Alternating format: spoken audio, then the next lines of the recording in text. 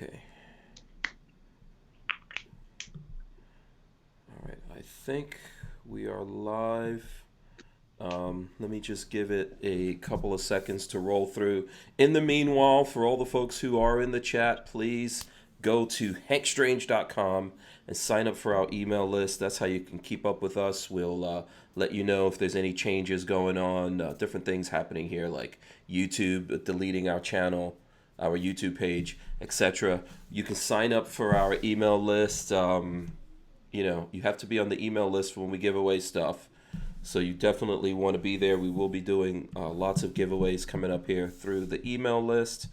Also, there's lots of different ways that you can support us on there. So go to hankstrange.com for that. I think everything's rolling through. I think we got Babyface P joining us. He's getting set up also here. Coming in a little bit dark, Patrick. I'm working on it. Okay. All right. So, in the meanwhile, while all of that is going on here, I will do the open. Let me roll the open for everyone out there. Welcome back to the Hank Strange Situation. All right. Make Lifestyle sure you guys of subscribe, locked and loaded. thumbs up, ring the bell so you can be notified every time we go live. We have a special guest. We've got Paul from Barnauls Arms Development, right? That's the full name. Correct. Okay, we've got Paul joining us. We've got Babyface P. Patrick is here joining us. Paul, this is your first time on the show. You may not know this, but we do jazz hands. Regardless of how macho you are, you got to do the jazz hands for the people. Come on, let's go. Throw those jazz hands up. Don't worry about anyone at Barnauls Arms seeing you. We are live. I hope you guys have your big girl panties on tonight. As I said, this is the Who Moved My Freedom podcast. Episode 514. We're being joined by Paul of Barnauls Arms Development as well as Babyface P. And shout out to all you guys coming in. Please smash the thumbs ups, ring the bell as you come in here. The show tonight is sponsored by Franklin Armory. Shout out to them. Makers of binary triggers and lots of other firearms related stuff that you guys have seen here on the show as well as on our channel. So thanks to them for sponsoring us. All right, let's see. Let's jump right into this. Paul Chiappa, right? Am I pronouncing that right? It's Chiappa. Chiappa. Okay. Is that the same pronunciation of the firearms company? Correct. Oh, that's also Chiappa. Any relation? Yeah, exactly. No, unfortunately not. I probably. You could tell us, man. We're not good. We're not going to ask you for like free guns, from Chiappa or anything like that. Yes, I don't get free guns from Chiappa, so I mean, you definitely are not. You can't go there and show your ID and go, listen, man. I own this company. I need a free gun. Yeah, please. I'm in the family. I'll be in Italy in the next like week and a half, so I might take a trip over there and be like, hey. Yeah, come on now. So that's an Italian name? Yeah, I'm Italian. Oh, awesome. Okay, very cool, very cool. All right, so what can you tell us about Barnauls Arms Development? How long have you been working for them? Let's get like that rigmarole out of the way. And what do you do? What do you do there?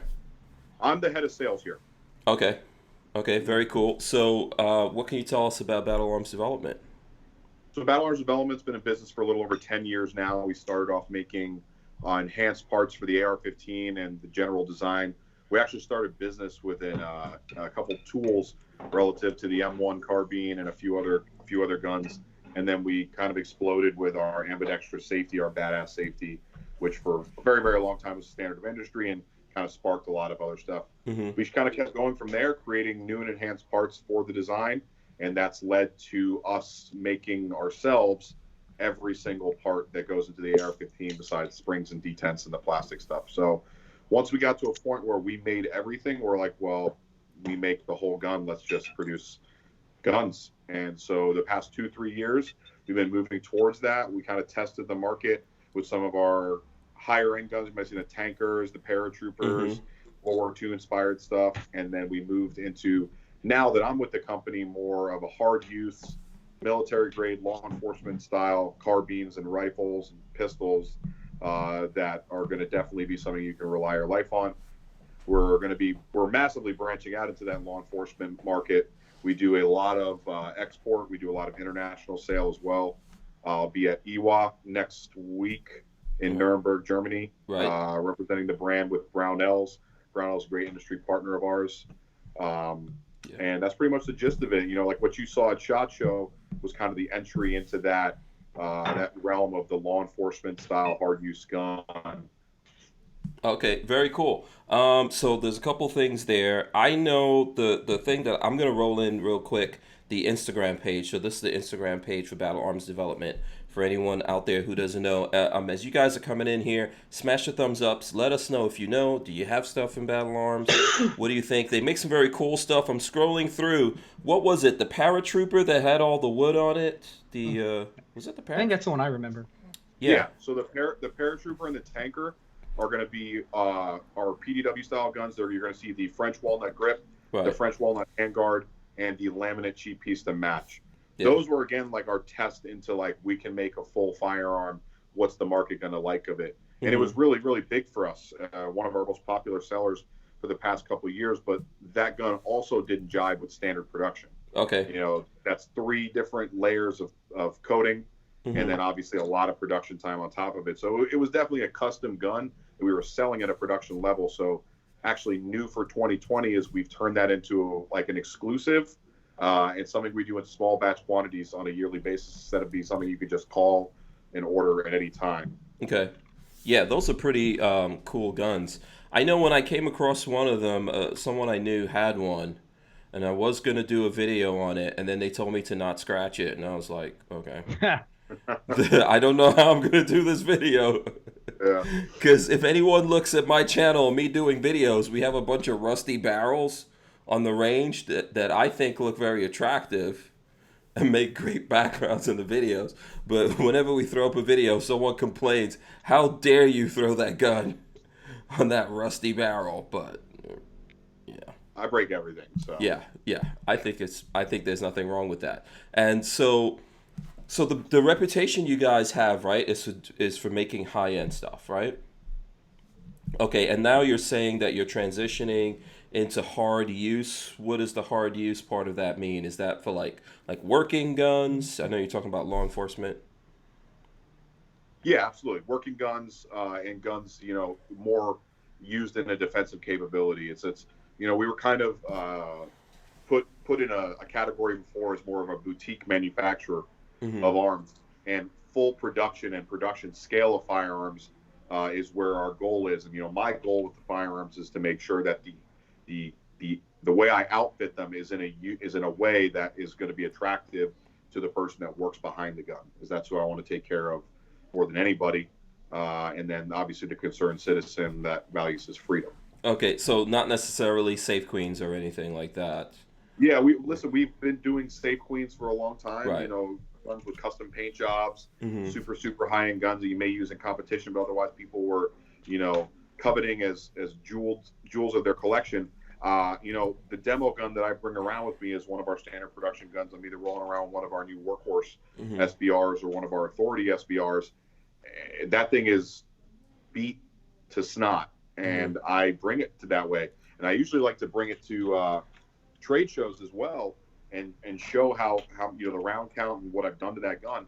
And I think a big testament to it is a lot of the law enforcement T&E that I've recently had these guns been put through has definitely yielded really, really great results. And that's kind of the thing, is all of our guns have always been super hard use. So you could have taken any one of them and beat it to snot, and they would keep going. The engineering was always so sound.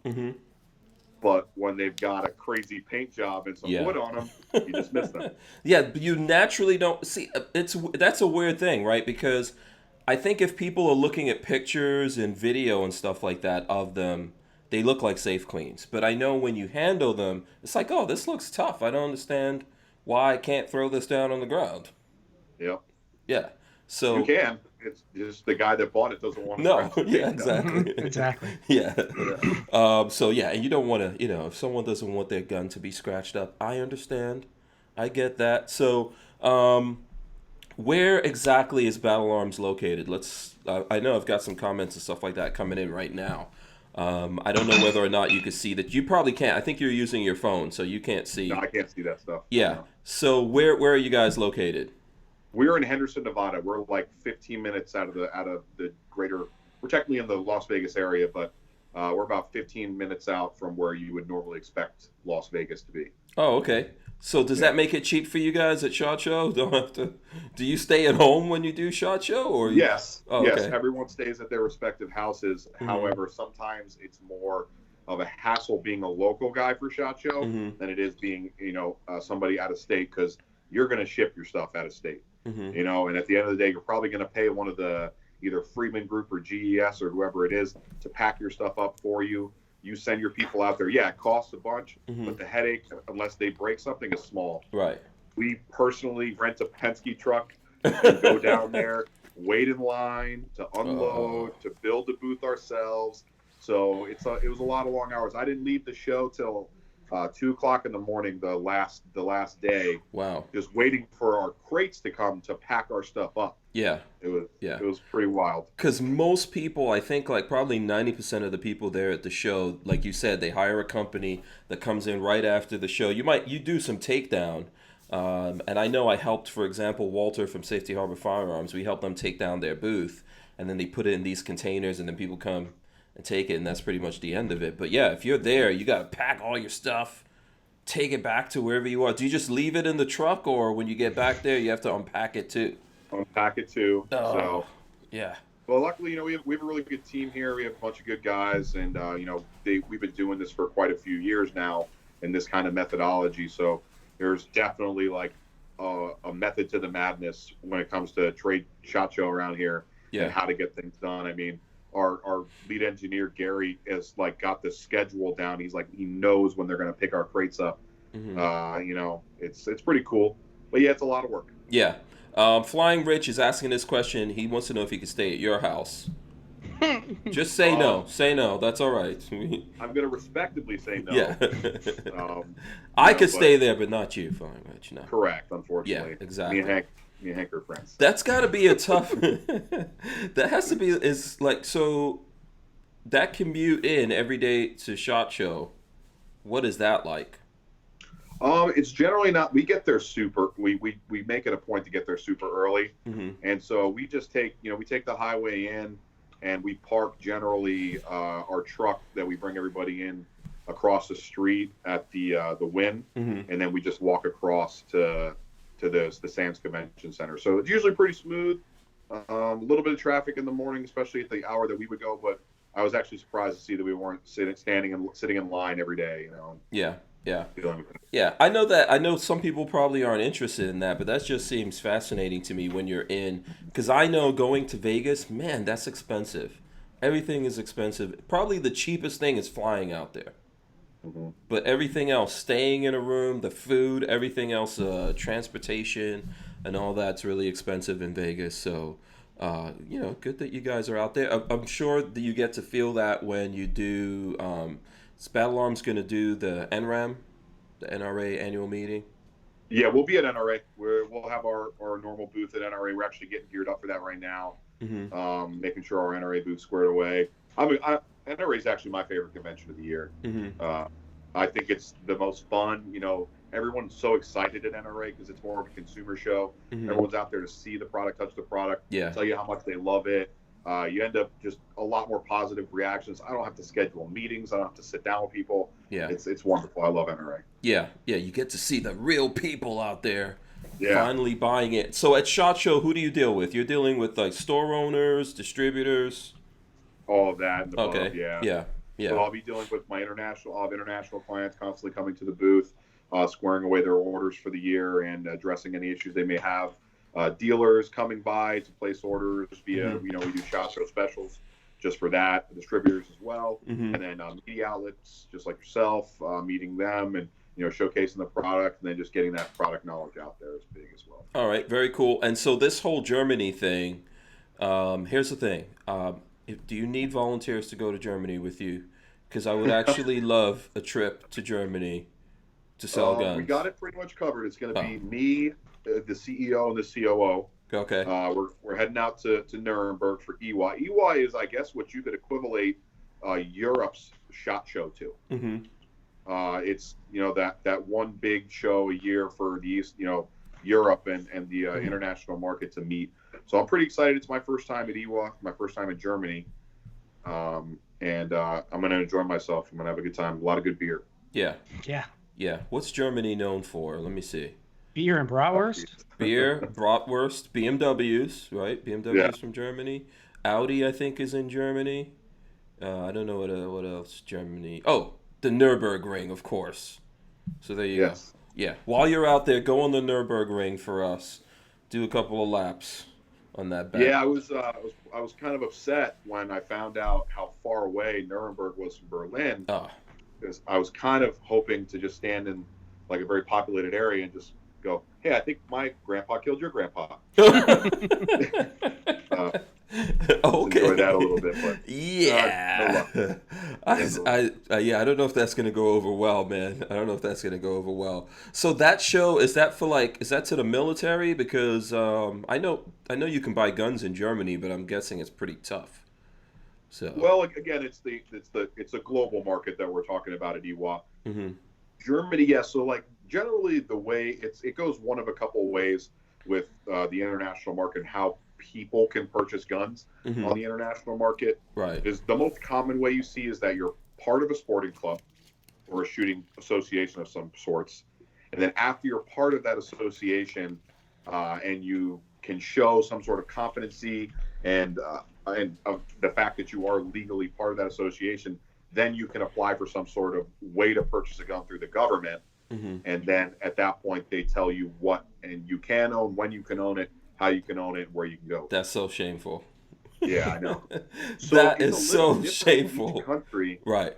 Every country's a little bit different with it, but that's generally the gist of how I see Europe and Southeast Asia civilian firearm ownership going. Yeah, it's shameful. Imagine this, Patrick, Paul, the day when in America to have a car, you have to be in a special club, you have to show proficiency. Then they say to you, listen, your car can't go faster than 70 miles an hour. That's as fast as your car could go because you don't And need it those can't 100 take mile. this fuel. Yeah. Yes, but Can't take this fuel. yeah, or they limit the fuel. Imagine if they go, listen, we want you to have, limited capacity fuel tanks. This It's all funny. sounds like a dream, but it could be true. Is when we talk about stuff like this, and like we talk about a lot of the laws in the United States where we're like, oh, this is disgusting. How could how could anybody terminalize stuff like this? It would blow your mind, some of the stuff that I had to do to my guns so they could be for legally sellable in Germany. Some of the things they're concerned about you being able to mount a flashlight to a gun. No, that's No, not no. allowed. No. So they don't want you to see what you're shooting at. Can't see in the dark. No. The handguards needed to not be able to accept pretty much any accessories. So Ooh. we had to, for a couple of the different models that were going to be for I guess what they called sporting, we had to make completely enclosed handguards so they couldn't accept anything. What? Okay, so what is the purpose of that? Why do they not want it to accept accessories? What is I could not tell you, to be honest with you. I have toiled on the internet, looking for answers to these questions. I get a paper from some guy across the sea that says these guns must be in this specifications, and I adhere to it, and I have no choice in the matter. And then the biggest thing in a lot of countries is military calibers, and whether they're allowed to have military calibers. I think one of the funniest things is all these guys that are talking so much smack about the Glock 44. What they don't understand is Glock does not care about us. No. Yeah. Yeah. That is Absolutely. for the international market. Yep. And they're going to do very well on the international market with that firearm. So yeah, because 22 is pretty much that's like your entry level round around the world, right? Well, it's a non-military cartridge that is going to almost in 9 times out of 10 in any of those countries where what we're talking about is applicable, you're going to be able to get. So now you have that Glock 19 that everybody wants, but okay, choose 22. It's no big deal. I can still kind of have what I want. Yeah, I think for that reason it is going to be big, and that's another so when we did a video on it, our top complaint, which it still is, I think Patrick and I were talking about this today, the magazine capacity, right? Because it's 10 rounds. Yeah. And then also they didn't make it threaded. So this is probably yeah, that's why. a big deal. Yeah, but they probably did if it. They can't. Yeah. Yeah. That would be considered a no-go, right? If it came out threaded, if it had. So that's why they're making that all aftermarket, where we have to come in and pay more money for those Yep. things. But that's because in other places in the world, they're gonna sell the crap out of it. Yep. Threaded Yeah. barrel, the ability to attach a suppressor in a lot of countries is going to be a major no-go. And them coming out of the gate producing something like that would just hurt them more than it helped them. And it's completely understandable. So money-wise, I don't know if you're allowed to talk about this or not, right? But money-wise, is it really worth it for you guys to go to places like Germany, other places overseas, and try to sell guns? Is that Absolutely. okay? The international market for us is excellent. We're unlike a lot of other firearms manufacturers where we do a lot of this ourselves. And this is a big reason why we do a lot of international business is all the export and import licenses we file ourselves. The COO, Sylvia, is a whiz at it. And we have a really, really good relationship with all of our international clients. So a convention like EWA is a potential breeding ground to gain new clients, and then a great way to see all of my international clients in one place and be able to sit down and talk. So again, we're going with Barnauls. We're going to be representing, both brands out there. So, Cool. It's great. It's a great place to go. Awesome. Okay, so I don't know if there's probably a couple of different questions coming in here. I don't know who has the things. Military. What's considered a military round? Other than like 22 is safe, but I think 9mm is considered military. 9mm, 9mm, 5.56, 308, 300 blackout. Yeah. Depends on the country. What Okay. they deem a military round. 7.62 by 39, 5.45 by 39. Yeah. Anything that's either NATO, generally like a NATO cartridge. So Or, 308's evil. Yeah. Evil So, military we round. get a lot of requests. A lot of countries have figured out ways around this by using similar calibers that are not military calibers. Okay. You're going to see a lot of popular 30 Luger, very popular across seas. 32 ACP, very, very popular. 22 TCM, 22. A lot of oddball calibers like that are becoming popular and are what civilians can own because they're not military calibers. Oh, okay. So for the 9mm, the replacement for that is what, 32 ACP? 9x21. 9x21. Oh, okay. Yeah. 9x21 A generally. lot of 380 too, right? Yeah, a lot of 380. Yep. Oh, okay.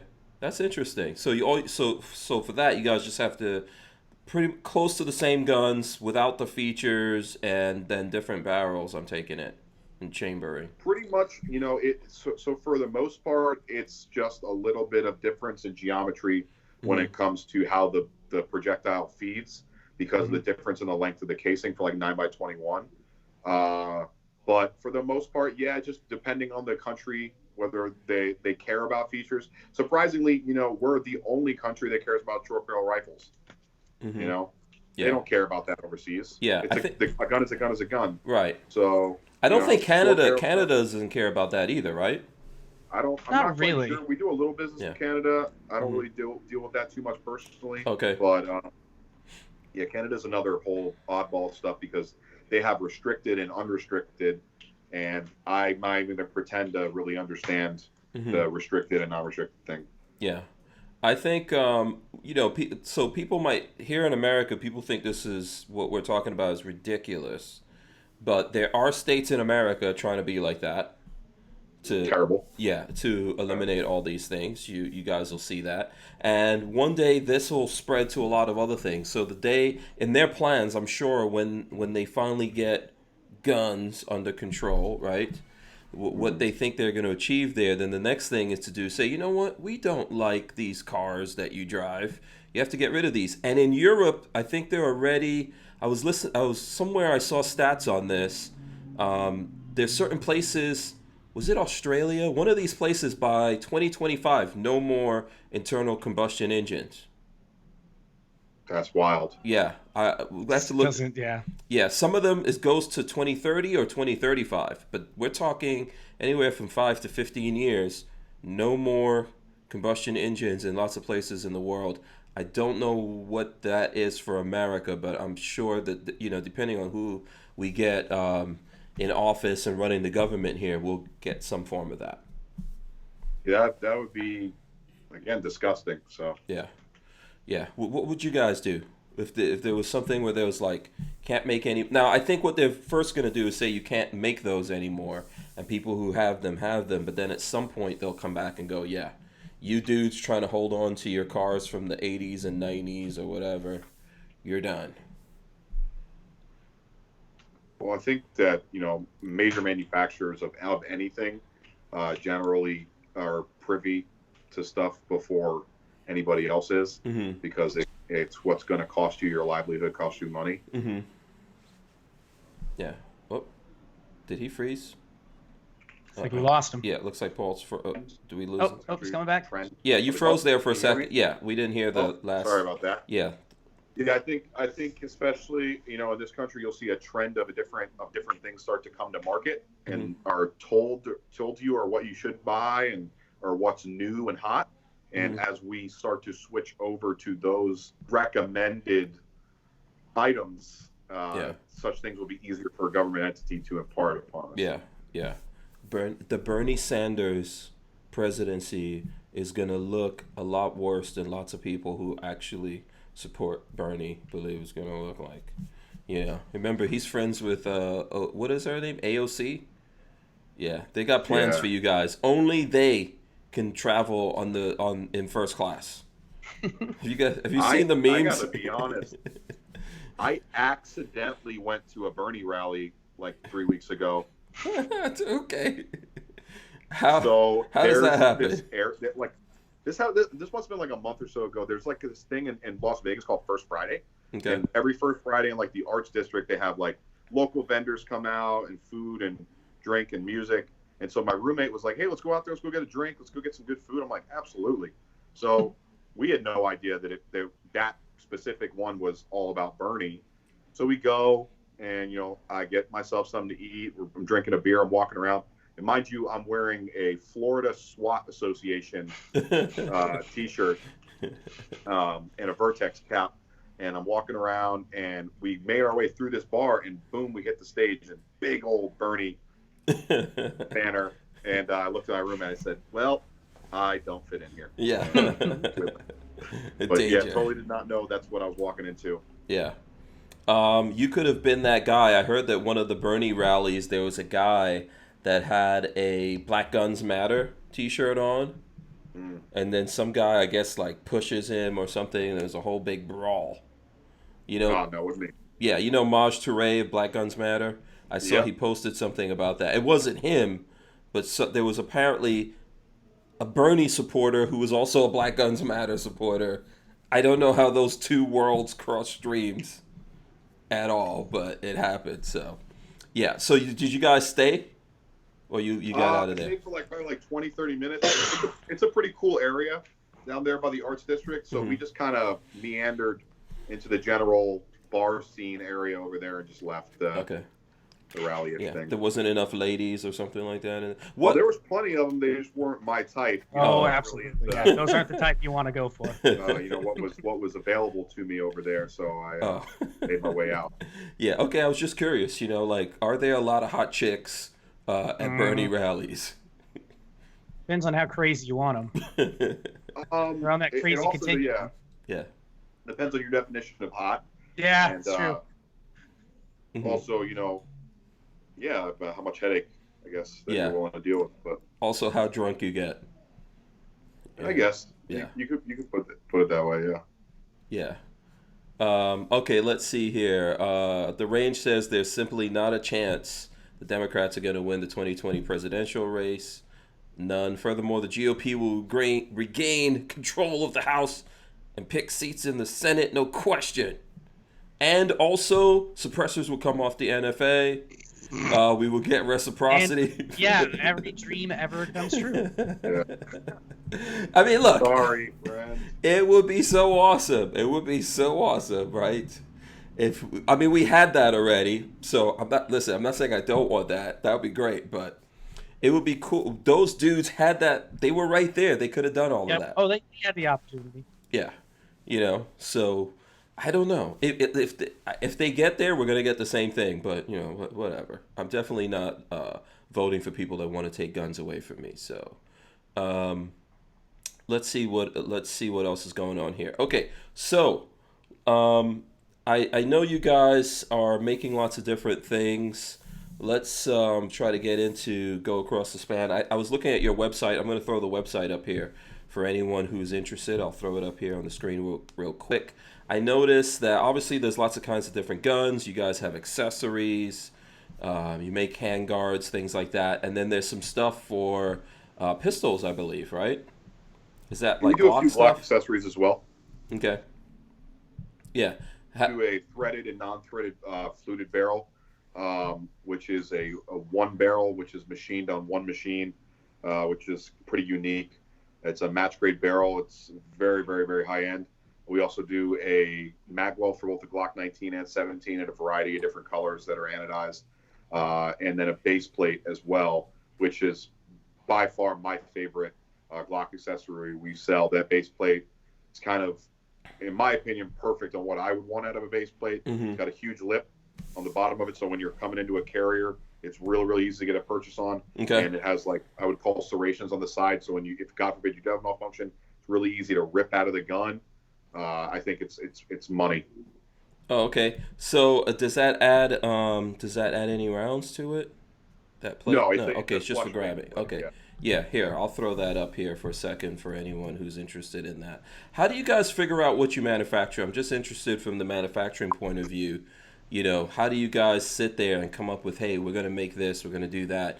Are you going by popularity? Are there just people over there suggesting stuff? How does that work? So generally for the past, 10 years before I came on with the company, it was really just what did not exist, or where was there a gap in something that could be brought to market or could be improved in the market, and then we saw if we could do that.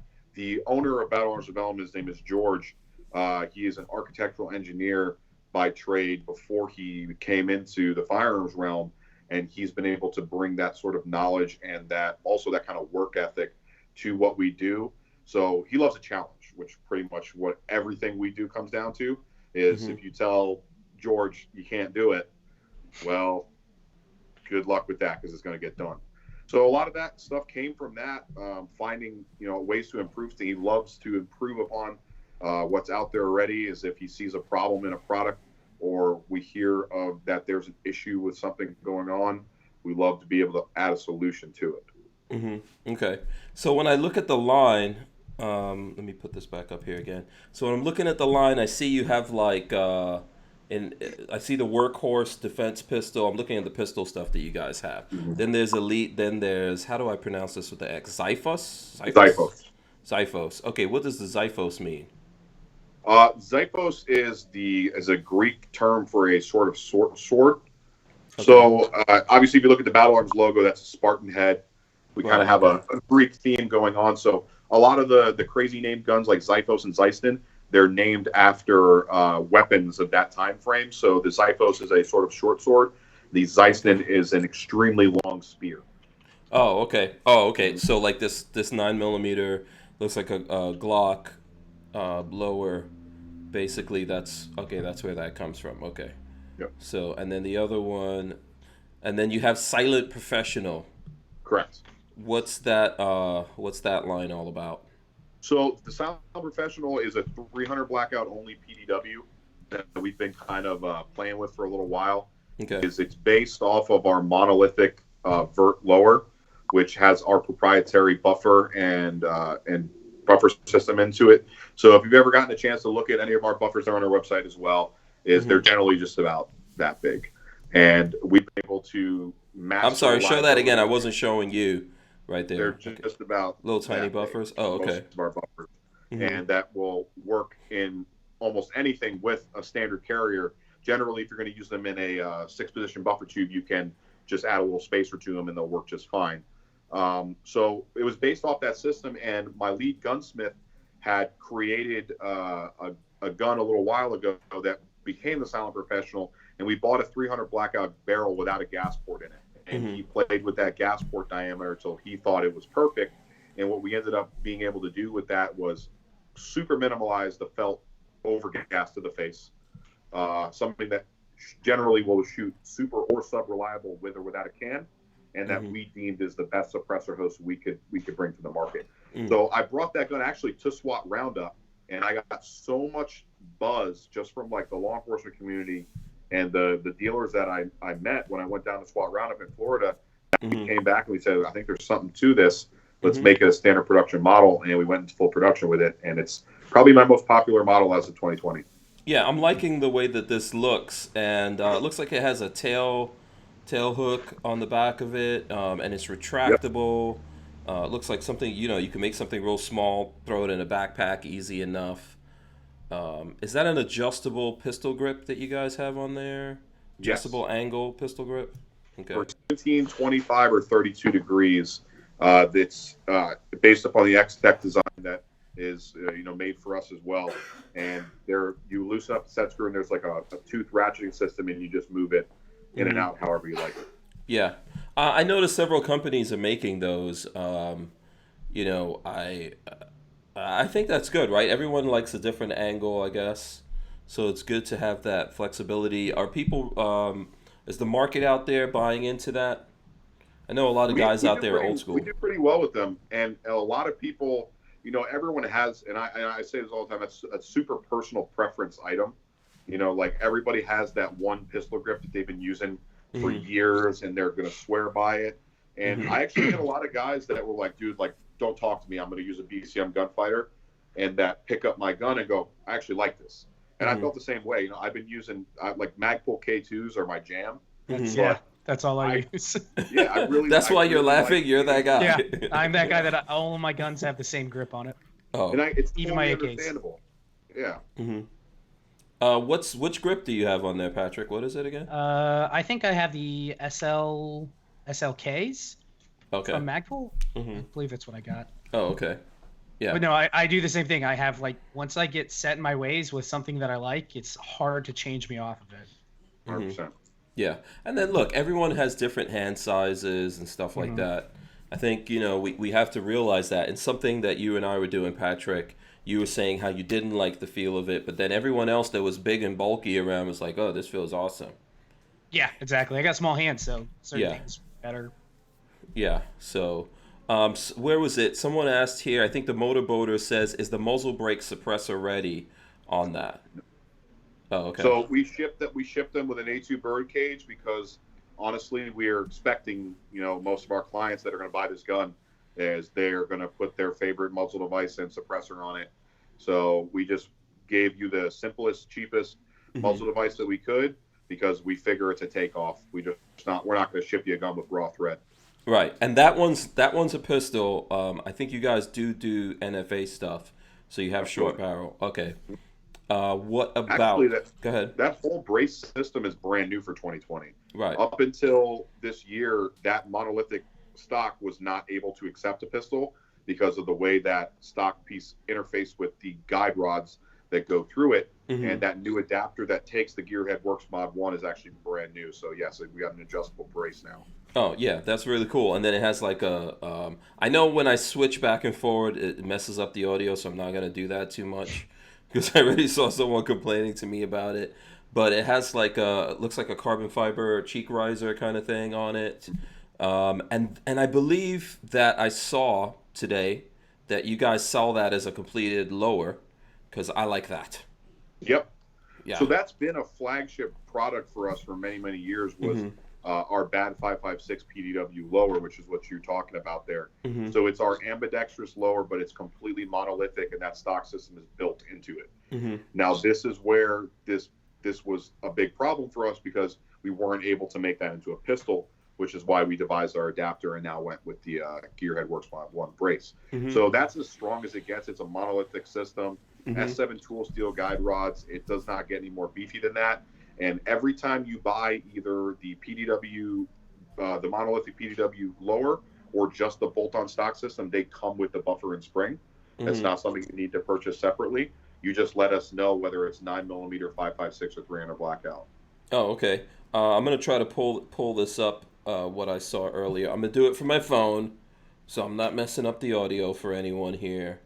Let me run this in. Okay, so there you go. Monolithic PDW lower receiver plus vert stock, and I believe that's like $6.99 or something. Although on my phone here, it's not showing the price of it.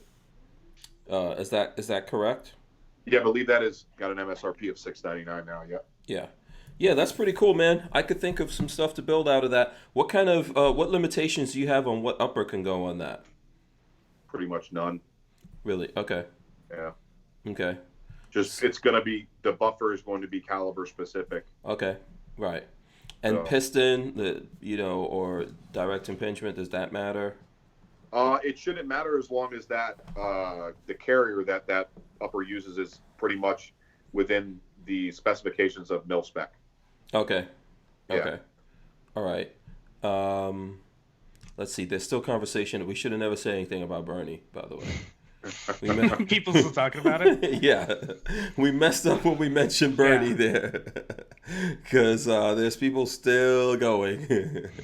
There's people still going on the Bernie conversation right now. Yeah, I like that. So that's cool. So if someone doesn't have to buy just completed rifles from you guys, they could go in there and get parts.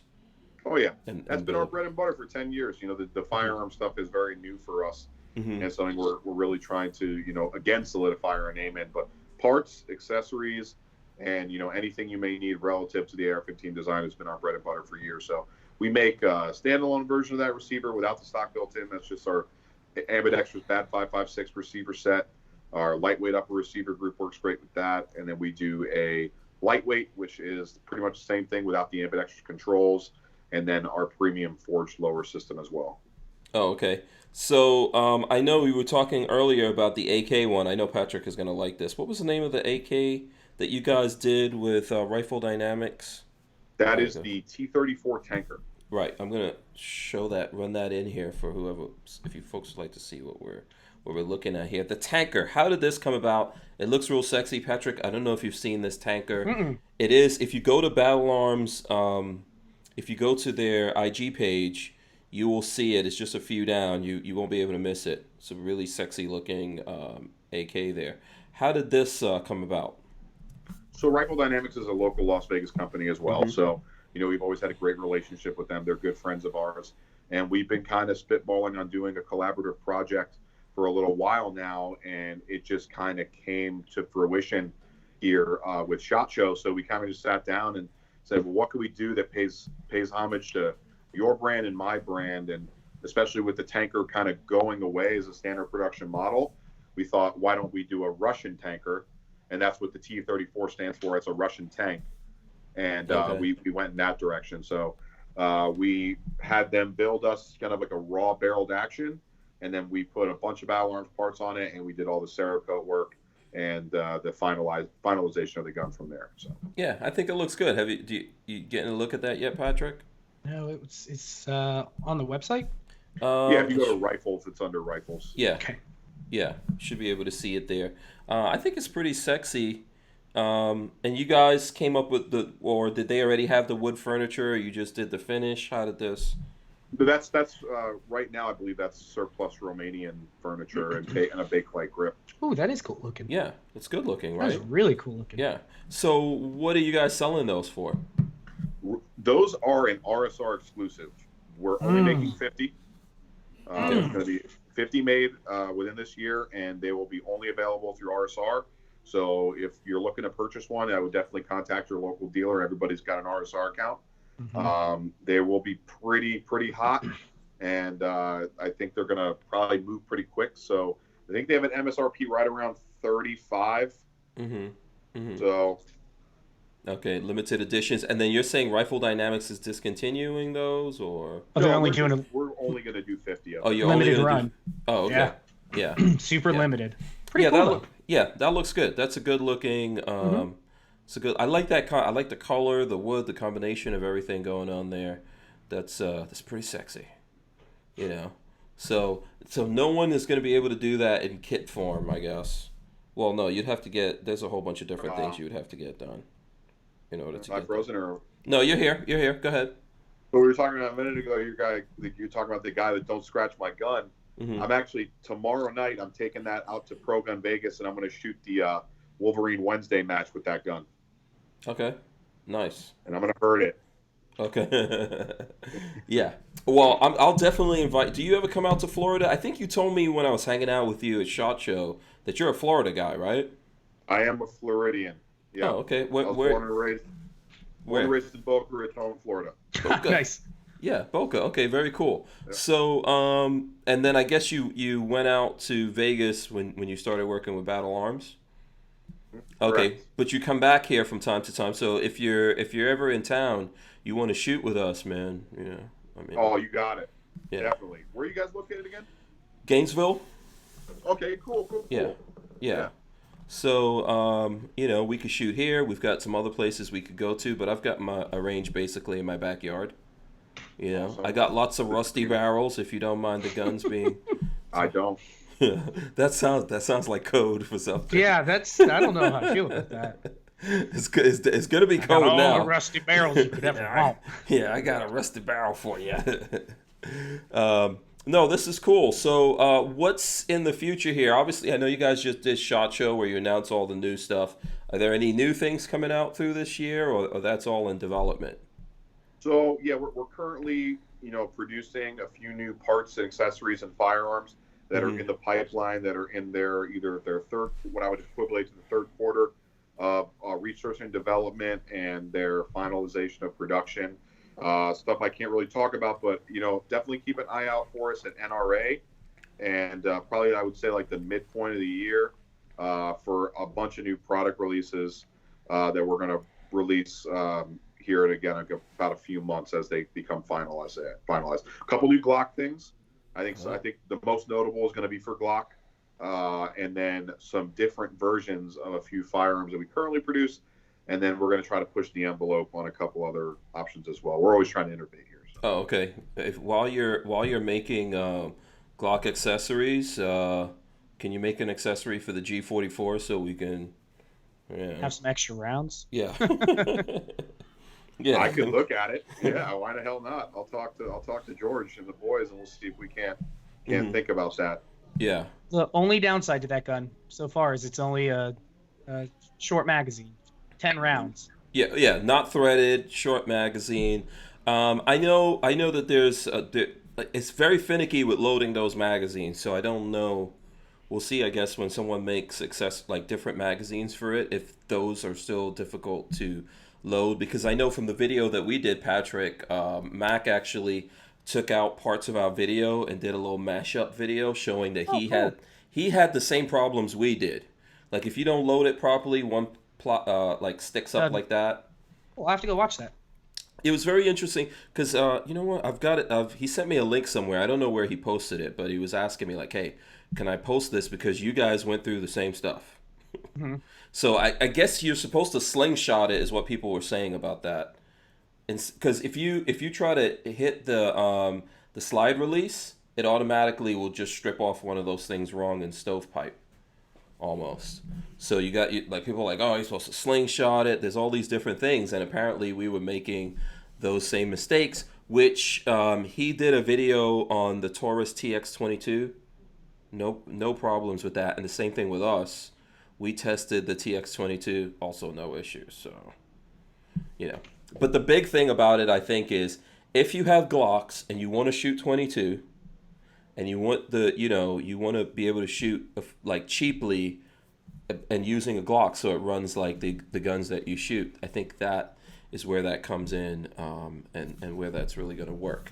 Let me get to this. Opt out of gun control has a comment here that he wants to make. He says, I've had the bad Vert stock for several years now, and I love it. The buffer broke, and they shipped me one out immediately. Received it within a couple of days. Great product and great customer service. So, awesome. Thank you. Yeah. Do you want me to get you his info so the next time you mess up the... No. Send him the wrong thing. Yeah, we don't want to do that. If you guys have comments or questions for Battlefield, Battle Arms here. Let me know, and I'll get them in. Someone was talking about the left-handed thing, but it's way back, and I skipped over it. So if you're still here, I don't know if I'm going to get to that comment, but I know that's a big deal for folks out there, right? Absolutely. Ambidextrous is kind of the name of the game with us. So Yeah. we try to show as much love to the lefties as we do to the righties. Yeah. How many different things do you make for the lefties? Well, I mean, we incorporate that design as much as we can to allow the left-handed shooter, especially with our ambidextrous full caliber lowers, to have the same usability of that firearm that you would expect, from the right-handed shooter. So currently, just our 7.62 receiver set, our 5.56 receiver set, and then we're currently working on a few other products that will be drop-in replacements for our wrong-handed friends. Yeah. Okay. Yeah. I like that. Stompin' You Customs wants to know, what do you do for the AK platform, which we were just talking about, something that you did with Rifle Dynamics. Are you guys planning on doing your own stuff for the AK platform? Yes. We're looking at some accessories and some parts that we want to bring to the market. I come from the AK industry. I worked at Kalashnikov USA for, quite a little bit of time. And, I have a lot of love for that gun. And, it's something that me and George have been kicking around since I started here. And we are starting down a road of producing some accessories and some parts for those guns to bridge a gap that's not being filled in the market.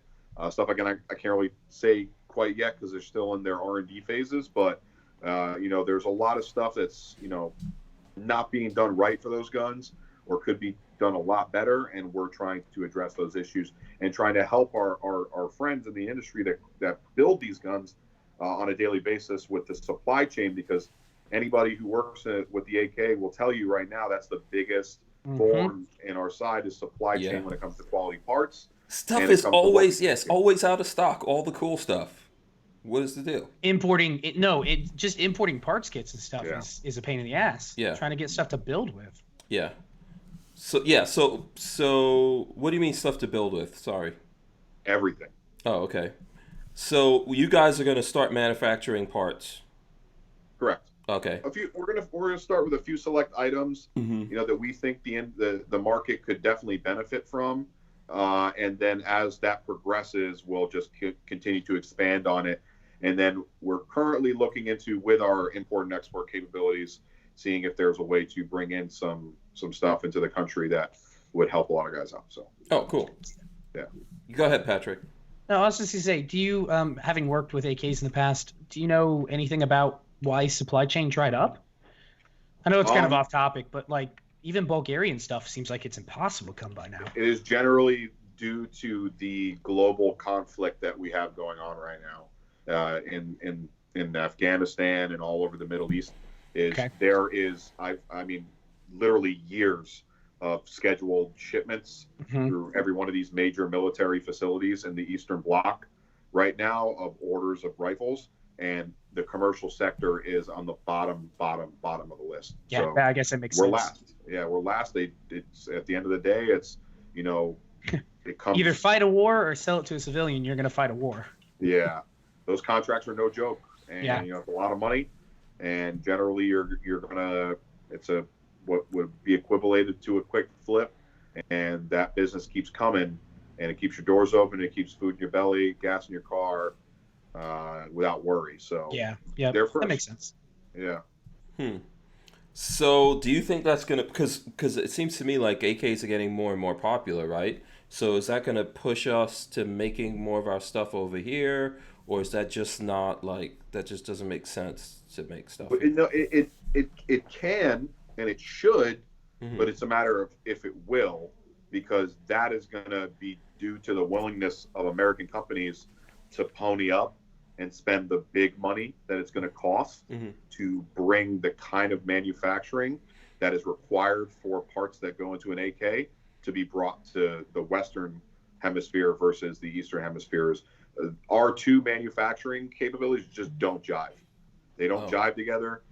We don't do things the way they do things, and they don't do things the way we do things, and we can't CNC this problem away. Okay, that's the thing. Yeah.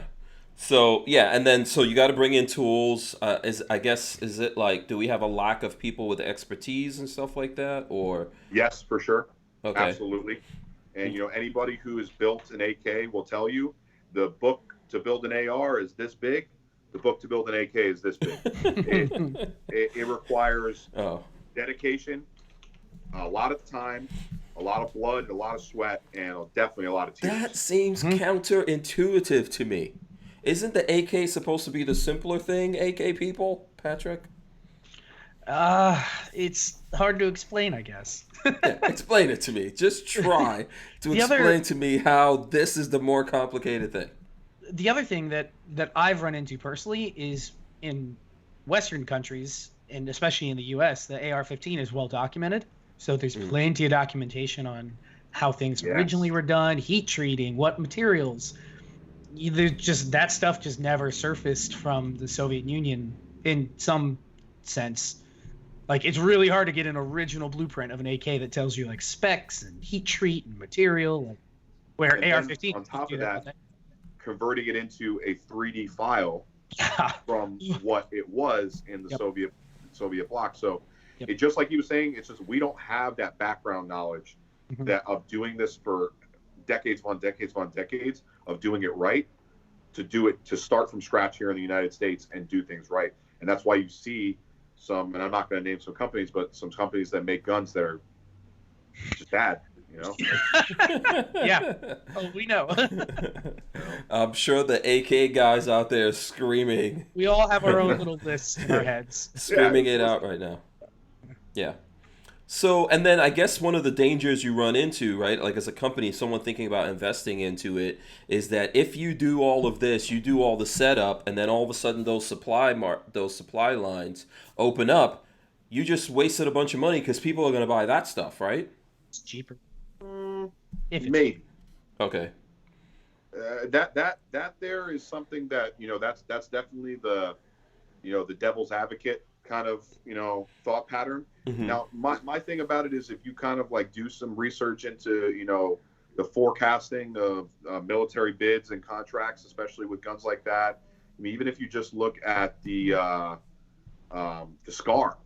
I remember when I worked retail gun sales, I had my FN rep walk in and tell me, "You're never getting SCAR 17s again." He flat out told me, he's like, "You're never getting them again." He's like, "You could sell those. You got on the wall for whatever you want because they're gold at this point." What was the reason for that? They're so backlogged for contract work. Oh. Selling guns, to in the military realm. So the Eastern Bloc and like all these big facilities coming out of there. Plus, then you have the biggest AK manufacturer, Kalashnikov concern, that can't do business with the Western world. Because of obviously our relationship with Russia. So we're only available to do business with the subsidiary companies in like Romania, Yugoslavia, Hungary, and all these other companies. And I don't think there's ever going to be enough civilian style kits or sporterized configurations that come into the country to be able to compete with the demand, and then on top of that be able to compete with, if America does it right, with the availability of the production of the guns that they will be able to provide. I'd like to see that. Yeah, that's my hope. Yeah, I would. Yeah, I really would like to see our manufacturing come up and make better AKs. Because right now, I know most of the AK people that I talk to are saying, yeah, Rami G's Romanians, Bulgarians, Russians, you'll never be able to beat that. No matter what comes out in the U.S., we can never beat it. So hopefully they'll get their minds changed. I mean, doesn't it look like we're moving towards that now? Because AKs are getting more and more popular. More people are making them, right? As a matter of fact, my next question I was going to ask you, Paul, is, when is Battle Arms going to start making some AKs? Well, they have that one. Yeah. Huh? Never. Oh, never? You're saying never? Never. I hope never, because I did it. Okay. And it is a pain, and I love what we got going on right now. I would love to make some parts, some accessories, some things to improve upon the system. Man, I would love to help anybody else. If you want to talk about how to OEM something, how to fix a supply chain issue, I'll help I'll help you till I'm blue in the face. Oh man, you But seem very you're Well, locked in. people don't realize AR-15s, like when you're building the home builder, especially when you build your first AR-15, you're like, oh, this gun building thing is so easy. Then you start looking like, what's it take to build an AK? And even that's not difficult per se, but it's not like an AR-15. Yeah, you need pneumatic presses. You need specific dies and riveting tools, and then obviously technique is a big thing. I mean, anybody who's ever sat in front of a pneumatic press and has that receiver locked in there and is about to hit that gas pedal and crush a rivet knows that feeling. Is like, ooh, I hope it's right. I moved, I'm screwed, and yeah, it ain't no joke. Once again, I'm gonna say this seems more complicated than it should be. Listen, when these guns first came into the country, people thought that, and they were like, "Oh, I don't have to use rivets. I'll use screws, and I'll use this." Yeah, you weld it. I know Walter's welded a couple of AKs.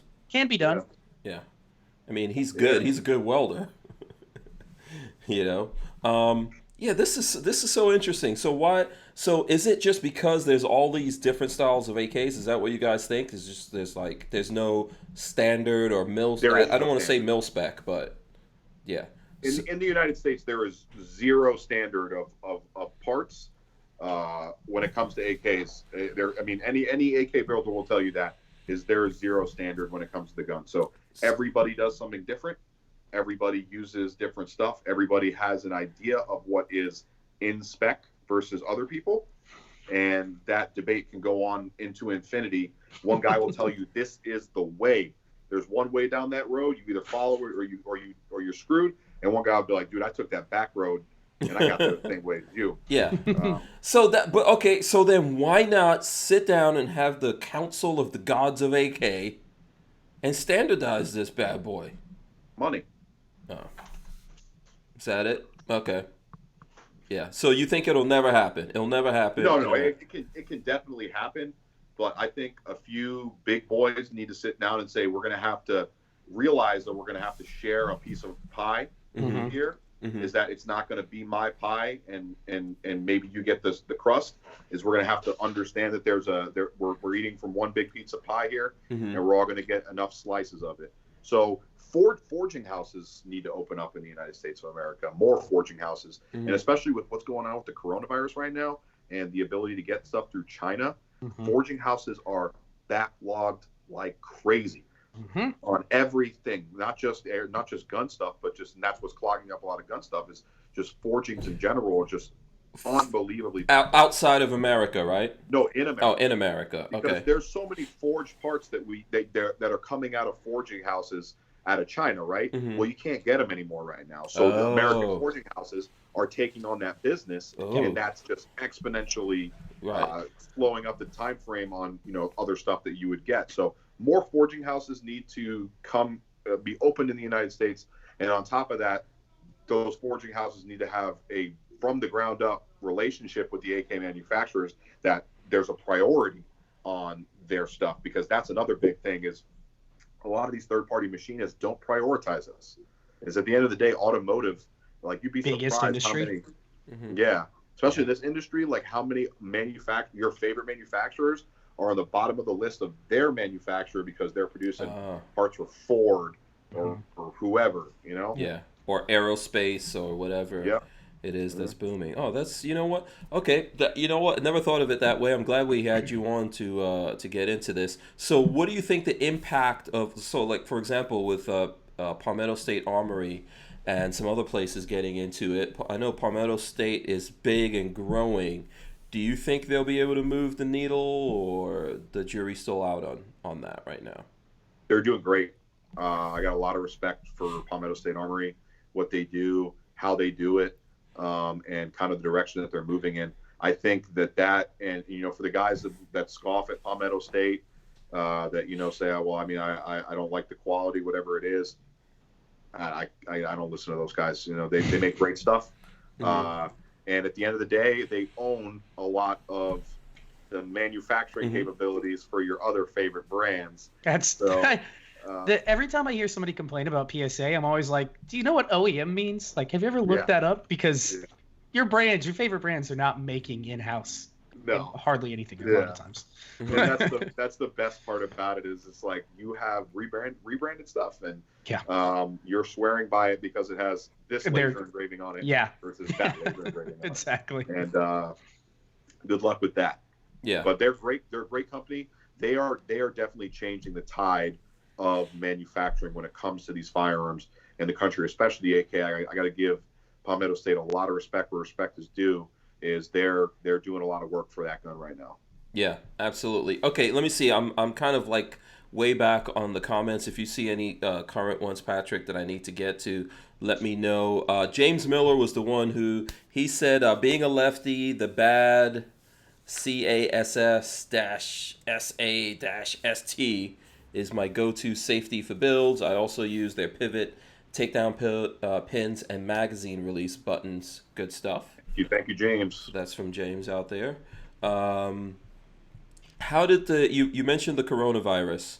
How is that affecting you? I know like people are getting more worried. I think the stock market went down another 900 points today.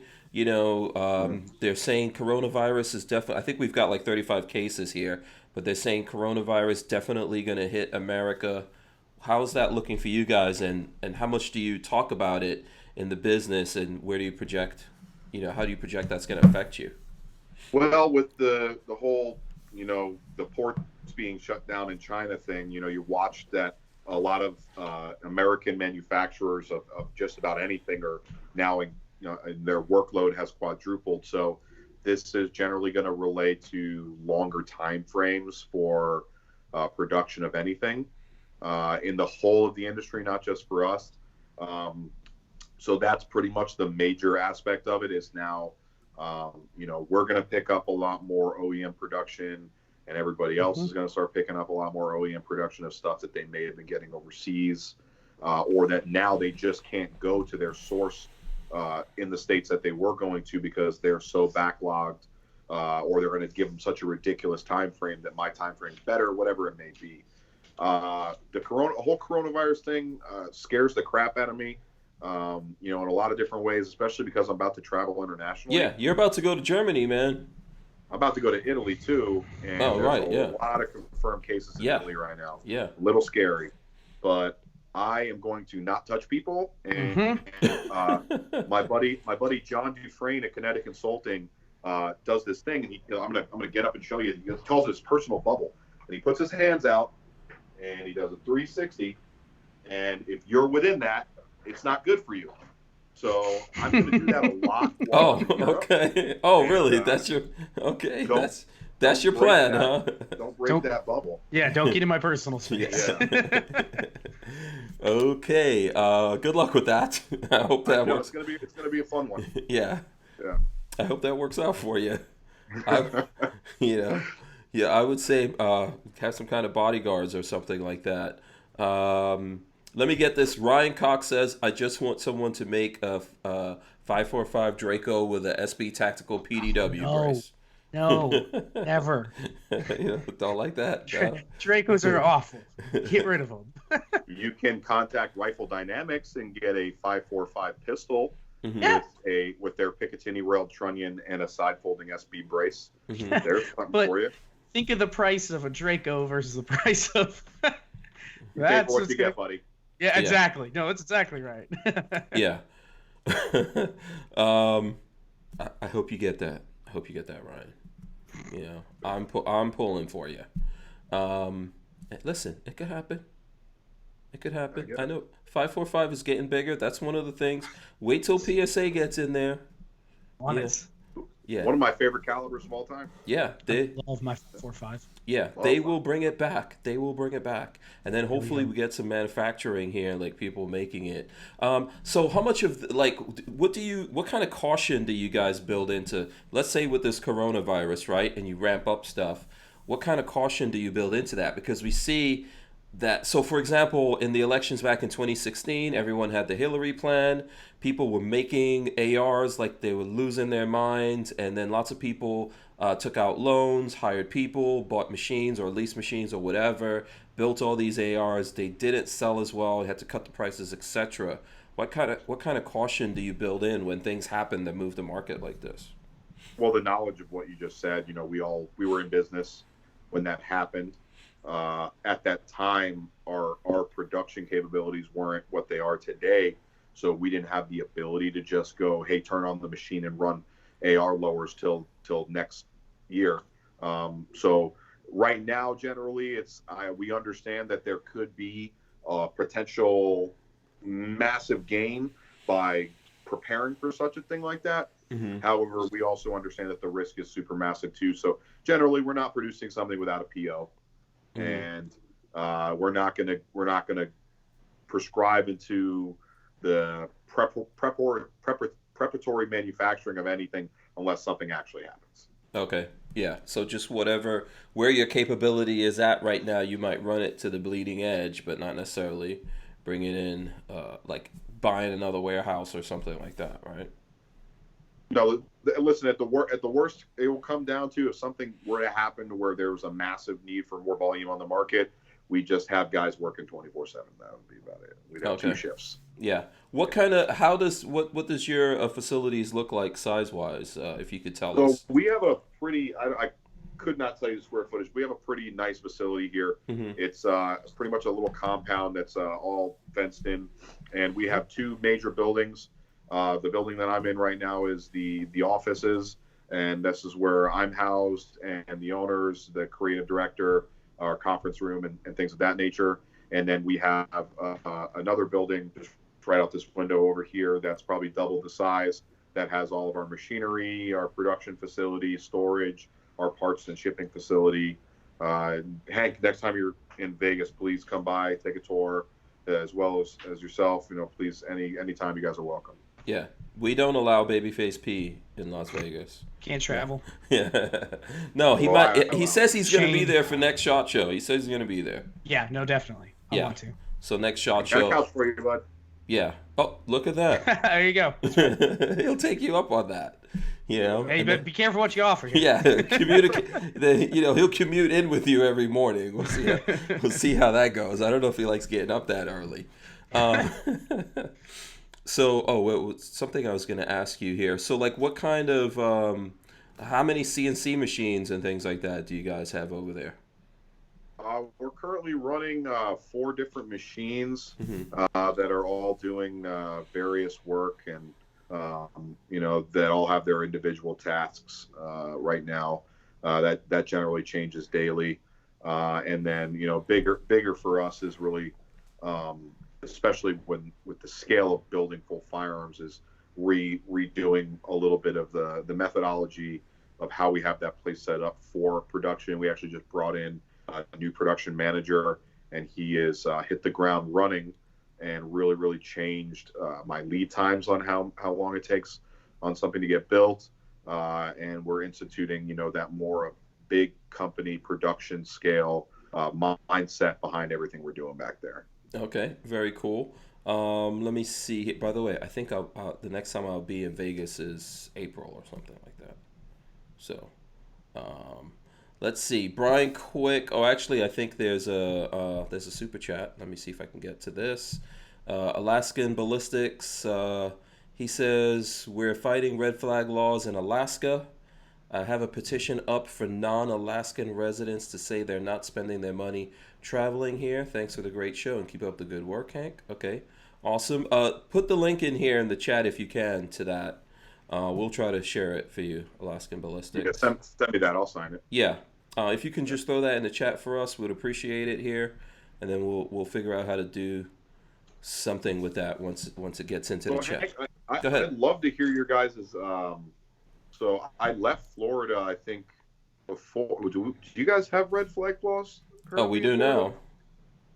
I think I left before they got instituted. So can you guys kind of touch on that? Because I'm kind of, I know we have them in Nevada and it sucks. But I don't know what's going on back home, and I'm a little curious about that. Okay, let's see, Patrick. I'll let you start down this road.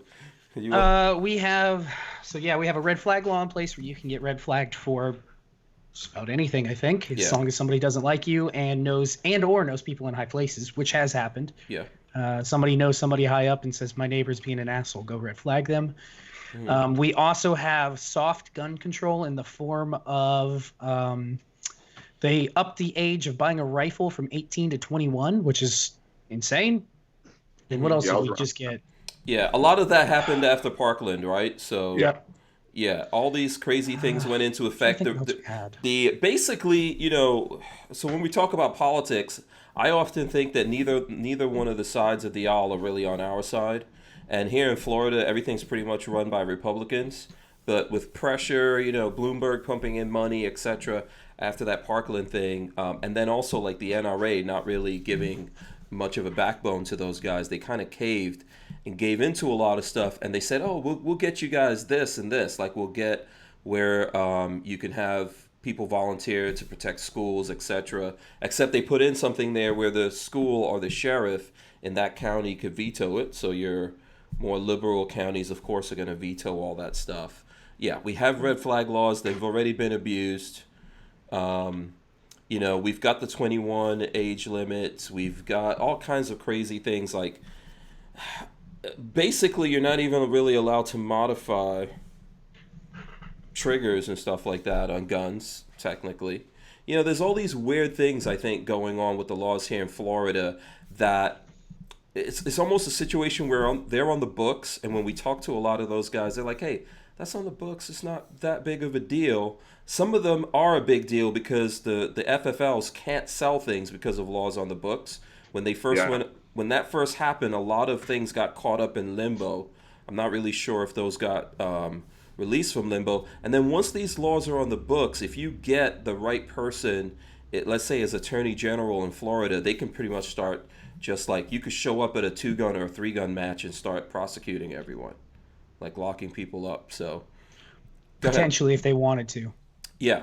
Yeah, and they're constantly trying to sneak stuff into the Constitution here in Florida, which we've beat back a lot of that. But I think we really need to overturn a lot of what happened, that we got from those Parkland laws, I think. Because to me, they're completely ineffective. And at the same time, we should still work on letting people volunteer to protect schools, etc. over here. Yeah. I remember I was still selling guns retail when that happened. I worked for one of the greatest gun stores ever, Delray Shooting Center, and I remember that overnight the age for buying a firearm went all the way to 21 for everybody. And I remember especially what started to concern me was FDLE, which is what we use for our background check on everybody, started requiring a lot more information about the individual. And then the biggest thing that I really, really didn't like is that we lost conditional non-approval, and then that went to decision pending, because decision pending can be indefinite. And that a lot of guys don't know about this because we don't have criminal records, we don't have to worry about stuff like this. Right. But you have guys that may have some sort of background that doesn't really disqualify them from firing a gun, from not buying a gun. It could be just a sealed record that that Tallahassee kid can't look at from FDLE. And now instead of getting a conditional non-approval, which within a certain amount of time I could release a firearm on a conditional non-approval, now it's a decision pending, and you don't know when you're getting an approval. That could just happen from like a similar name or something like that too. Yeah. Oh yeah. 100%. Stolen identity. Yeah. So there's a lot of stuff going on. I think they're still pushing things here in Florida. The funny thing about it is, like, you realize that there's lots of people in Florida that don't even realize these laws are in effect. Oh, don't even start with me. So I think we're in danger in every state, and I've noticed them going pretty aggressive at the pro-gun states. There was something we were talking about last week where there's a new toolkit that they put out, which is basically like the talking points and points of law that they want, because these guys share it, right? This is like a very organized way of going about gun control nowadays. Red flag laws and all that. And I really feel, I've been talking to people about this, there's actual firearms experts who are giving these guys advice, right? I don't want to get into too deep to who it is, but people who are very knowledgeable are out there giving them advice on what to do. So that's why things are getting so much worse, and that's why you notice, like, do you remember, like, back in 2013, everyone was like, oh, if I'm grandfathered in, I don't care what they do to the next person. Yeah, exactly. Yeah, but have you noticed now grandfathering doesn't even happen? That's because it doesn't, well, it never existed. But, you know, and, like, I don't know where people got that crap from the 86 ban, you know, and they thought that was a thing. I don't think it's ever been a thing. I don't know why. I've never heard the word grandfathering used on an ATF document myself, you know, so I never liked any of that. But yeah, I completely agree, man. It's pretty crazy. It's also pretty crazy coming from Florida, moving to a different state and seeing, like, how, just like you were saying, like, people were like, oh, I don't care, it's grandfathered in, like the kind of, like, relationship people have, like, with firearms that maybe are not so pro-gun, is we're like a super democratic state, Nevada, but everyone out here owns a gun. I mean, like, I feel like, especially coming from Florida, like, the amount of people I meet that own guns and, like, use their firearms on a normal basis versus Florida is huge. Like, people shoot out here, people own the guns, but I've also met plenty of people that are like, yeah, man, I got like 6 AR-15s. I love guns, but, you know, I think registration could be a good thing. And I'm like, you know, no sense. You're a terrible person. Yeah, but that's an oxymoron you just met. Yep. Yeah, basically. And I've had that conversation, and I'm like, well, how do you figure? And you know, it's never a lot of information that comes out of that. But, you know, it's kind of like this weird, you know, just like you said, like, it's an oxymoron. It's like yeah, like, I love guns, but, you know, I wouldn't be so opposed to them being more regulated, you know? Yeah. I don't know how that, you know what, I think that's not going to be forever in a place like Nevada. No. Because that people used to be able to get whatever, so probably folks who were from there, their parents, their grandparents had these things and they were used to it, but just younger people now are falling into this trap, right? So at some point they'll realize that even what they have, they won't be able to have. And then they'll want to get activated and do something about it, but it'll be kind of too late. Because it is weird. It is weird how that happens, that those folks who have those things somehow support the people that want to take it away from them. Because they think they're safe. Yeah. I have it. You're not going to take it from me. So I'm out of that demographic that could be screwed if I didn't have one if I needed one. But it's a very weird, you know, I'm 28 years old. You know, I'm not married, and, you know, I go out a lot. And, you know, I try to meet people and enjoy the nightlife around here. And, you know, a lot of the people I meet, you know, it's I don't really understand it, but for people in my age demographic, it's cool to be liberal. And I don't get it. I don't get it. I don't get it one bit. I don't understand why that's cool, or why that's like something that, you know, is like associated to, I guess, a kind of lifestyle. But, like, I just feel like they feel like they have to be. I mean, I'm and as funny as this is going to sound, like, listen, I'm on all the dating apps. You know what I'm saying? Like, all the apps. I'm out here trying to do my thing 24/7. But hey, listen, no shame in the game. Every single girl on there, though, feels like it's in their thing to put their political belief is liberal. Yeah. Every single one. Yeah. And I meet them, and I'm like, oh, and I tell them what I do, and they're like, oh my God, that's awesome. I'm like, really? Okay, I thought you were, like, I don't say it, like, I thought you were a liberal. It turns out they have either zero political belief or it's just, like, cool. It's trendy. But they don't want to be not seen in that light. That they could, because if they say they're a conservative or they say they're a Republican, that they feel like that's too bold of a statement. Is that it's a safe bet to be a liberal, you know, or a Democrat, is that you won't experience ridicule. So where do you guys think this is coming from? You guys are in the roughly the same age category. I'm a little older. Where do you think it's coming from? Yeah, so for the record, I just turned 31, so I'm not too far off from you. But I don't know. It's hard to say. It's ridiculous how it does seem like a trendy thing to be like a Bernie Sanders supporter or something like that. Yeah. Well, I mean, okay. I think that's kind of what it is. It's like, it's marketing, man. It's as simple as that. I mean, look at how many firearms brands are selling guns out the wazoo over a simple marketing ploy. I mean, listen, I love Q. Don't get me wrong. I think they make fantastic product. But if Q didn't have the marketing that they have, they would not be anywhere that they are. And it's so much marketing, and it's the best marketing. Right. I mean, it's a lot the legend. It's a lot of it is the legend of who's behind it, right? Yeah, he's had so many different companies. Yeah. Did you guys see Silencer Co.'s new marketing video for the Maxim? No, I haven't seen it. No. Watch it. Okay. It's an 80s Vice themed video for the Maxim. Yeah, that's from way back when they. That's from way back when they put the Maxim out, isn't it? Or is that new? I don't know. I just saw it for the first time. Oh no! They had that from a while back when they put the Maxim out. Okay. Yeah. I thought that was great. Right. I just saw that. And he's like, Sarge, my ears are killing me, and he hands him the Maxim. Yeah. This is great. Yeah, that's from way back. I think a lot of selling stuff is marketing, obviously. Right, without a doubt. It really is. It absolutely is. I put my $50 down for the frickin' Cybertruck. Yeah. Bernie Sanders is good at marketing. Yes, and I think that it is like what the public perception. So like you're saying, I don't know, Patrick, how long you've been off the dating field. I've not really had to. 5 years? I'm from 4 years. Okay, I'm from the old school where So let me explain this to you guys. You're not gonna believe this, but back in the days, you actually just like bumped into people and had conversations, and used to go on these things called dates and try to figure it out.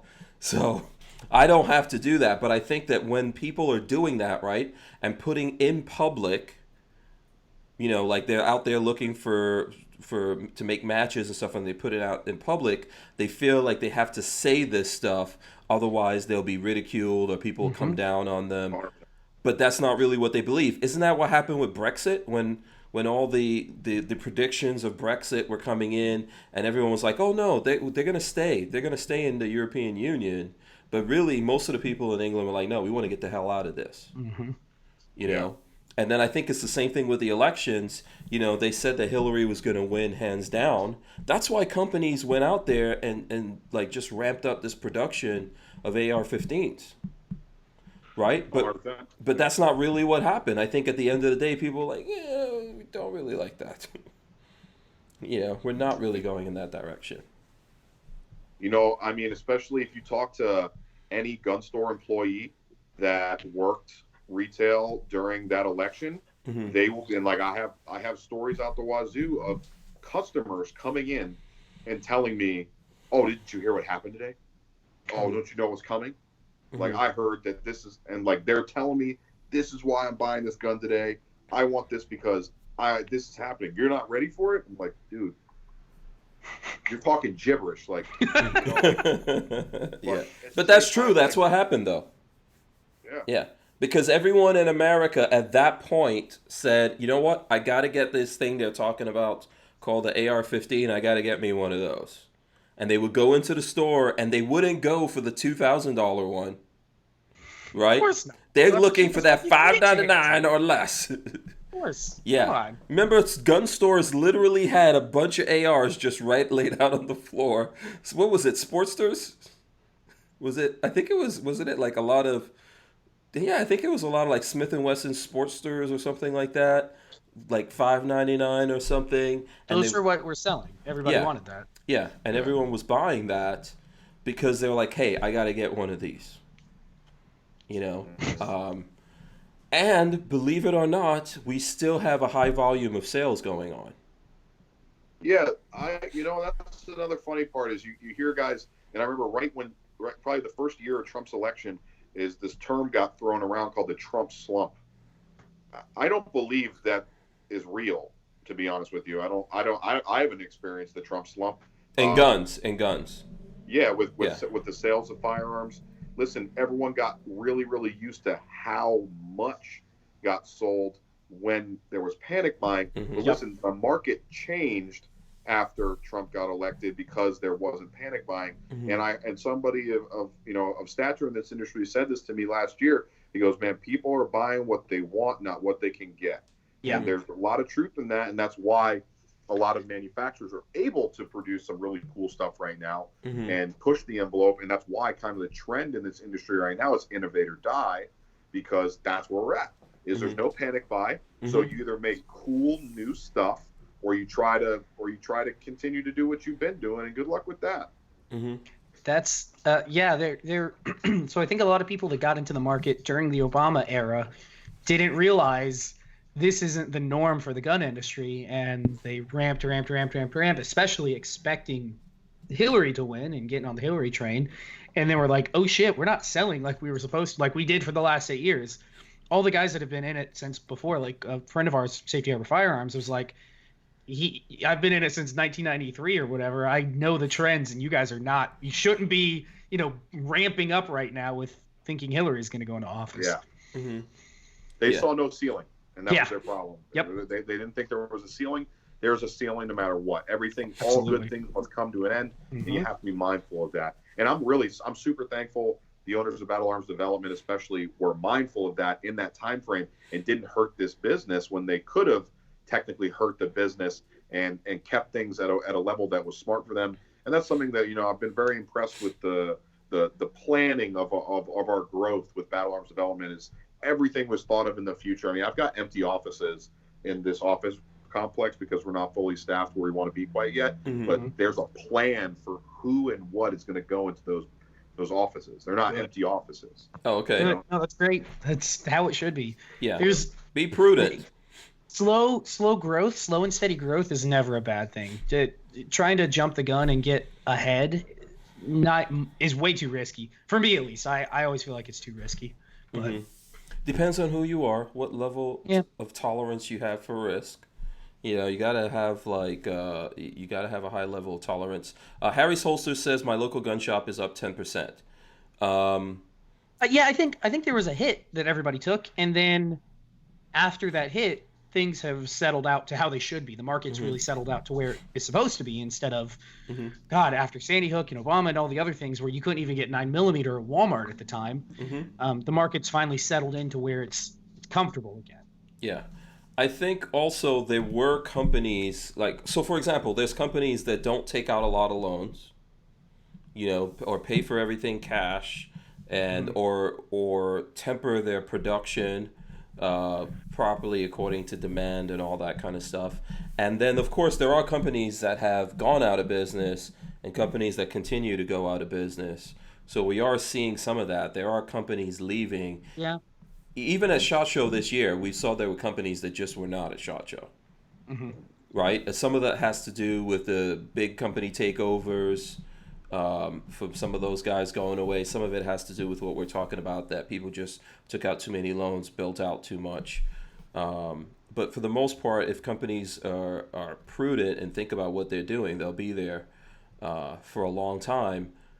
We do have the Second Amendment right now. We do have to actually stand up and actually fight for that. I think if you go back to 2013, I remember going into gun stores and people were like, in the gun stores, we're like, hey, guys, they're not coming for any of your guns. What's wrong with you guys? Nobody's going to take your guns. I think that's not a question today. We know that there's people out there. Politicians are running on saying, oh, we're going to take guns. Right? That's outright happening. So that's not a debate. So the problem, I think, in terms of the Trump slump that I see, is that because we have Trump in office, a lot of people are getting very complacent out there because they think, like, what they really think in their brain is there's no way this is going to happen.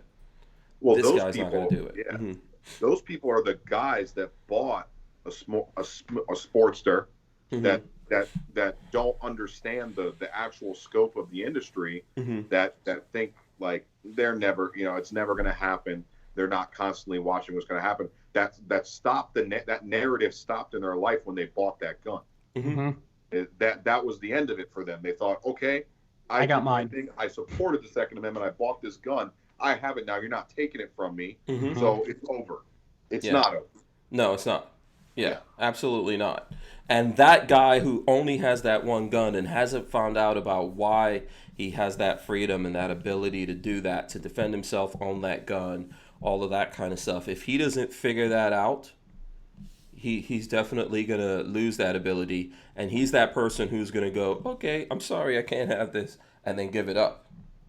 right? So that's the scary thing. But I think there's always an opportunity in there because these are gateways to freedom. Once people realize, like, why do I have this? Why does this ability exist? What does it really mean? You know, and then if you start figuring that out, because I think ultimately we are still seeing numbers go up because all the things that people are seeing in the world are telling them I cannot rely on anyone else for my own safety. Yeah. You know, Yeah, absolutely. yeah. You were mentioning that you've got the open offices and all that kind of stuff. So I'd be remiss if I didn't ask you. Um, you know, it seems you guys currently hiring? Yeah, for anything production based, we are hiring. Okay.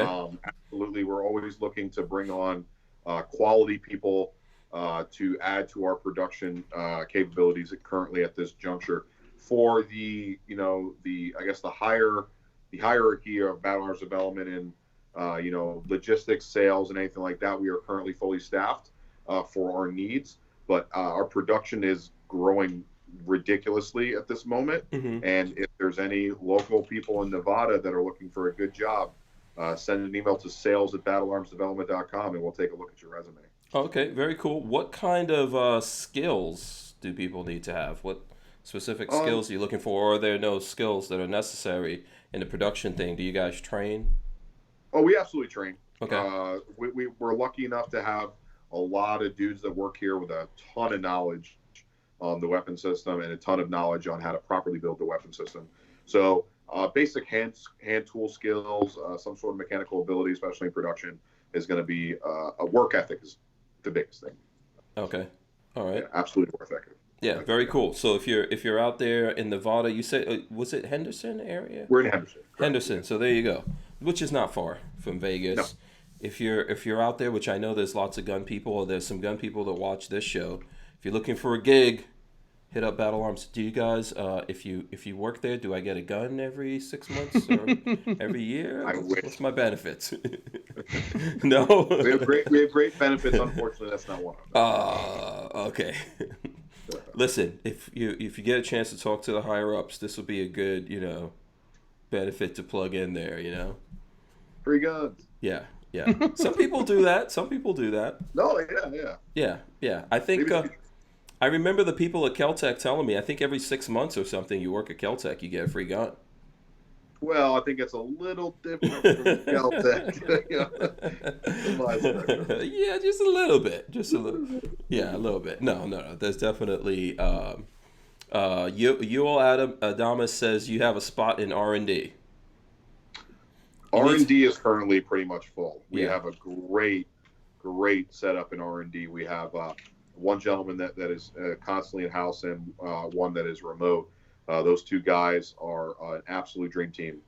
So R&D is currently staffed. Oh, see, just standard production. Yeah, everybody wants to pull the triggers over there. Yeah, everybody wants to pull the triggers. Are you looking for a guy to run a YouTube channel or something? Oh, that's probably your gig. Yeah. If you're looking for someone to do the podcast or something, if you're looking for somebody that knows nothing about anything. Yeah, but can talk. Definitely can run his mouth. The battle. Yeah. Well, I definitely am enjoying being a guest on this podcast. So yeah, as much as you'd like Battle Arms to be on it, I'll be on it with you. But man. Yes, listen, you are. I'm enjoying having this conversation with you as well, man. You seem very knowledgeable, which is a cool thing. You're open to talk about stuff. Yuel says he doesn't need healthcare; he just needs the free guns. Well, if I don't got to pay him a salary, I think that will work. Yeah, I guarantee you, there's some kind of labor laws about that. But just get some release forms. Just say, okay, sir, sign this form here. You get forget it. We'll just give you guns. Yeah, I know people who would actually do that. Yeah, I'm sure. There's people who would legitimately do that. All right, let's see. If anyone has any other questions out there, I'm going to probably dig into some news stuff that's going on. Let's see. Let's look at, actually, we were just talking about labor laws. I don't know if you guys saw this. Fox News has this, you ever heard of the Young Turks? Oh, God. Not particularly. Yeah. What have they done now? So, I think it's Cenk Uygur. Uygur from the Young Turks, right? He's been famously pro-union, right? All this time, he's done lots of stuff. Got to have the unions and all that. He's as far left as you can get, just about. Until the folks that work for him decided to unionize? Yeah, they decided to unionize, and he was like, hell to the no. Did he? What happened? What did he say? Let me see. I know this is going to mess up the audio here, but I'll throw this up here for a second so everyone can see. It's funny. Young Turks founder Cenk Uygur says a union would hurt progressive outlet. It's good for everybody except for you. You can't do that. Except for him. Yeah, liberal host turned congressional hopeful Cenk Uygur reportedly urged staffers of his far-left news outlet, the Young Turks, not to unionize because it would help a smaller digital media company. Because it wouldn't help a smaller digital media company, despite the company's progressive views. That's some of the funniest shit. Yeah. By the way, so what's his name? The other guy that's sponsored by Walther. What's his name? Oh man, how did that name get out of my head? The Mug Club. Louder with Crowder was That's where I saw this today, and it was cracking up Crowder, but it was cracking me up too. It's hilarious. Yeah, the Huffington Post reported that February 12th, all staff meeting was supposed to deal with personnel matters, but things changed when a Twitter account claimed that the Young Turk employees intended to form a union. Uygur urged employees not to do so, arguing that a union does not belong in a small independent outlet like TYT. Citing the Huffington Post reported, citing 2 employees who were in attendance. He said if there had been a union at the network, it would not have grown the way it has. I mean, this is what like everyone says. Noting that staffers said Uygur became frustrated, chastising an employee in the process. Lots of very hypocritical here. Unions for everybody except me. Yeah. That's basically what's good. Did Babyface freeze? Uh-oh. Looks like he's frozen here. Let me see. He's a little frozen. It's a good angle on him, though. Yeah. He's chiseled out in that particular thing. Okay. Let's see if he'll come back, if we'll get him to come back on here. So, yeah, man. What do you hypocrisy, basically. That's what's going on over there. Everybody else has to do, and this is the thing, right? Like, it's very tough, especially when you're a small business and you're forced to have to like unionize and deal with that. But he's been saying all this time, like, no, everybody has to have unions. But when it's his turn, no. Oh, wait a second. Is that me? We lost him. Yeah. You're still here. Yep. Oh, okay. Yeah, we'll probably get Patrick back here in a second, everyone. Let me see. I might have to add him back in. Otherwise, we won't get him here. Okay, so that's one news thing here. Let me go on to some other stuff. I'm back. Oh, okay, there we go. Crashed out, came back. What happened to you? Okay, I don't see your face. It's coming back. My camera is too dark, so I'm trying to get it to reset. Oh, okay. All right. I think the unions did that to you, by the way. That's right. I was joking about unions. They were not happy. Yeah, do not mess around with the unions, my friend. That's a recipe for disaster. Anyone here ever been in a union? I was a Teamster once. No. Do not believe in unions. Yeah. Don't you have to be a Teamster? Like if you're in that industry, like it's like a mafia. No, it's not like a mafia. It is the mafia. Yeah, it is the mafia. But I started out not being in the union. I worked at this hospital, and the hospital was not unionized, and there was construction going on there, which so that the construction guys were union. Lots of them were mafia. I saw the FBI coming up there and arresting dudes. Like there were people bringing up bags of money and all that kind of stuff there. Oh my God! So it is a mafia. Yeah, so those guys actually got the hospital organized and started a union, and for a time period, everyone had to be in the union. Oh my God! Yeah, it was real funny. It was really funny. That's all I ever need to see of that kind of thing. Like I went to their union offices where it was all Cadillacs. They were on Park Avenue. They had a really big office building, and in the garage it was all caddies in there. So I learned that one the hard way. Oh, where are you on my phone? Oh, okay. Let's see. What other new stuff is out there? Let's see. Here's something. We were talking about Black Guns Matter before. Gun Owners Foundation and Black Guns Matter put $25,000 grant to work in inner cities. So I don't know if you guys have seen this, but Maj Touré is out there. I think he's trying to raise $1 million to educate the inner cities on firearm safety. So this is from AmmoLand News. On Friday, Executive Vice President of Gun Owner Foundation, John Vallejo, and Maj Touré, founder of Black Guns Matter, announced a partnership to further Second Amendment rights in urban areas. GOA's legal arm, Gun Owners Foundation, will partner with Black Guns Matter to support urban outreach efforts. The two groups celebrated Black History Month by announcing the program at Maryland Capitol Building in Annapolis, which is the site of the new Harriet Tubman statue. So the parties held a press conference in front of the Frederick Douglass Memorial. We believe that the Second Amendment applies to everyone, regardless of your economic situation, your gender, your race. The Second Amendment applies equally to all Americans. Vallejo told the crowd, even gun control proponents might agree that the rancher in Montana has the right to own a gun for self-protection, but what about the single mother in St. Louis who struggles to get by on a minimum wage and lives in a crime and drug-infested apartment complex?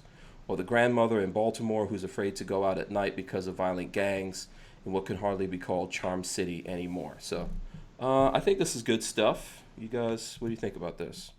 Yeah. Seeing Maj moving up is always good. Yeah. Are you familiar with Black Guns Matter at all, Paul? Yeah, I follow him on the internet. Yeah. Every once in a while, I see Maj doing the Lord's work out there. So absolutely. Absolutely, man. And I think it's like what we were talking about earlier, right? The more people that, first of all, for people to understand like how guns actually function takes away that fear thing. Because I think one of the big publicity things that happens, a lot of people believe guns are only for the bad guys because of what you see in movies. Yeah. You know, and then they believe like, because this is actually written into movies. There's like a kind of like code that they put out there that if a person gets a gun, that gun must be taken from them and used against them in a movie. Have you noticed that? Oh, yeah. Yeah. So a lot of people out there believe that, and I think if you educate them on gun safety and all that stuff, they'll see that for bullshit. You know, and when they have guns and they know that they're safe with them and they can use them to defend themselves, that's a gateway to more freedom and getting away from the people who are trying to do that to them. Yeah, absolutely. Yeah. And then a big thing for me was always the ignorance and again laws on firearms, and then for me, especially coming up in the retail gun game, like how firearms were purchased. That has always been where I've heard the most like rebuttal. The dumbest shit ever. Well, like just like the concerned citizen saying, you know, like, well, you know, because people can just buy, you know, this way, and you know, well, no, it's not how that works. And you know, when it's so funny that the how quick a lot of people change their tune or quiet up when you actually tell them how an actual firearms purchase is handled, and then the repercussions if it's done the wrong way. You know, how many times people say like, well, what's going to happen if you don't use it? You know, you don't do a background check when you sell a guy a gun. Well, I'm going to probably spend some serious Fed time. Yeah, exactly. You know, like, you're not worth the $60 I made selling that Glock. Like, yeah, get out of here. You know, like that's the big part of it. People think you're somehow just getting rich from that when there's not even a lot of meat in there. Like you said, it's not worth it. Yeah. ATF comes down on people. Obviously, there's the black market, right? And that's the thing that you cannot stop. The more illegal you make things, the bigger that grows, and the more, because the more money is in it and all that. But there's crazy ass people who don't even realize that. Like we were talking about Kodak Black, for example, who's a very wealthy rapper, and he decided, like he already had charges. Right? He was already arrested multiple times. He decided in Florida to go buy a gun that he wanted to use in a drive-by. So and then drop it? Well, yeah, he lied on the 4473, and he said he didn't have any charges. So, which is one of the things they convicted him of recently here, and he's going to do time for that. Then he went and rented a Porsche from the dealership, and he used that Porsche when he did his drive-by. Because, you got to do your drive-by in style. The only thing better than that is Jesse Smollett using a personal check to pay the guys off. That's the only thing better. So crazy. Yeah, this is like on the check he put these are for the two African brothers. Yeah, two African. It's very difficult to get away with this. Obviously, people could do things on the black market. Oh, well, every day that we have this conversation of gun control, you strengthen that market share. Yep. That's the thing that I think is so funny about this is you are creating jobs in that sector every day that we prepare. Yeah, the terrorists win. Oh, did we lose Paul? I don't know. The terrorists won, Hank. You froze for a second there, Paul. Sorry. Oh, we good? Yeah, you're on. Yeah, we just banned sugar today, and you just opened up a whole new black market trade. Yeah. Imagine when they ban sugar. Oh my gosh. Well, New York's on the way, so. Yeah. Can you imagine like the illegal sugar bars or something like that? the sugar easies. Licking it up as much as they can. Yeah, that's basically what's gonna happen. The more you try to tell people that they can't do things, the more you do it. Mr. America said free men don't ask for permission. He's right, but James Miller says all federal gun laws are unconstitutional. Listen to Chrissy Ann Hall. The Fed should have nothing to do with gun laws. I definitely agree. We let a lot of this stuff happen. We're our own worst enemy, and a lot of this stuff too is just like opening our mouths where it shouldn't be asked. I mean, how many people call the ATF and went, is it okay that my firearm has this vertical grip on it? Yeah. Am I measuring it correctly? Well, just shut up. Too many times. Yeah. And even when they come out and say stuff, there's always the person who's like, listen, I know that you said this, but what about this scenario? Yeah, and just slap them and be like, shut up and just stop. Just stop. Oh, boy. Yeah, that's just, this, yeah. That does happen. It's funny. I always think it's funny that people are afraid of the ATF boogeyman, and they don't realize, like, if the ATF guy is looking at your gun to see if the 26-inch rule is met, you're in some deeper shit than just having a gun. Like, you're in some real shit. Yeah, talk to anybody that actually works for the ATF. Yeah, they're not out there looking to do you wrong. Standing next to the gun range. Yeah, if you're getting looked at by the ATF, there's a bigger reason there. Exactly. And your little inaccuracy on the legality of your homemade pistol builds. Yeah, exactly. Things have gone badly wrong. Yep. Yeah, things have gone badly wrong. Brian Quick says you cannot take a college-level class about organized crime without discussing the American alcohol prohibition. It literally made bootleggers millionaires overnight. Yep. Al Capone, baby. Yeah, absolutely. Yep. Let's see what other crazy news things are out there, or what new stuff that we can touch on here. I'm just trying to look through. Any new guns, Patrick? Seen any? Nothing. Again, it's kind of slow season for gun world. Yeah, everyone's getting ready for the shows. That's really what's happening now. Probably getting ready for NRA. Yeah, NRA, the one you were saying you were going to, Paul. Go ahead. NRA, a huge chunk of the industry right now, especially in the month of February, is at the buy group shows. So these are only for dealers for the most part, and these are like, I don't want to say they're like a union, but they're a smaller place where you become a member of these buying groups, and you're only allowed access to those brands and pricing at that time. So 3 buy group shows just happened back to back to back. So all the buying power, all the personnel for the month of February generally went to that. So that's why February is so quiet, and is also why coming out of SHOT Show, a lot of stuff you don't see move till that first quarter because of those buy group shows. And then you have EWA and then NRA, and then before you know it, you have your 2-3 dead months of the year in the heat of summer, and then we're right back to it in August. Mm-hmm. What were your new stuff for SHOT Show that you guys did? You have new things? Pretty much the entirety of our production firearm line is brand new. The pistol brace adapter, the T34 Tanker, and we have a few other things that are currently in works. But generally, the revitalization of our line and a few of those things I just mentioned. Oh, okay. All right. Here, I'm going to throw this news up since you said you were going to Italy. This should make you feel better. Great. Oh, God. Yeah, here we go. Yeah. I know what he did that. Coronavirus. Coronavirus update as death toll rises in Italy. Is on my butt right now about this every 5 minutes. Where are you going? You ready for the coronavirus? Yeah. Like, I know that, like, why? Why did you have to pick now? Why did you pick now to go? Well, because you're going to be in Europe already? Well, you didn't pick, I don't think. You're going for business, right? Yes. Yeah. It's not like you decided, hey, I'm going to go snort some coronavirus for my... I know what I need. I need coronavirus. Yeah. Right. Yeah. I'd love to see the inside of an Italian hospital. Yeah, that's what I was thinking. I don't know. What's your imagination of what that hospital? My imagination, your ambulance is a Lamborghini. Oh. You know, Fine Italian weather. Yeah, there's some very leggy Italian nurses up in there taking care of you.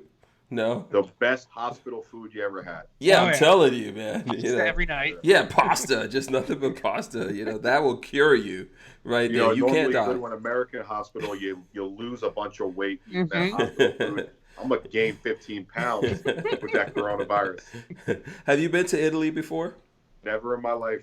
Oh, okay. So you're looking forward to this, even though we're going into... Listen, I could probably reach out to Instructor Zero on your behalf to help you with your bubble.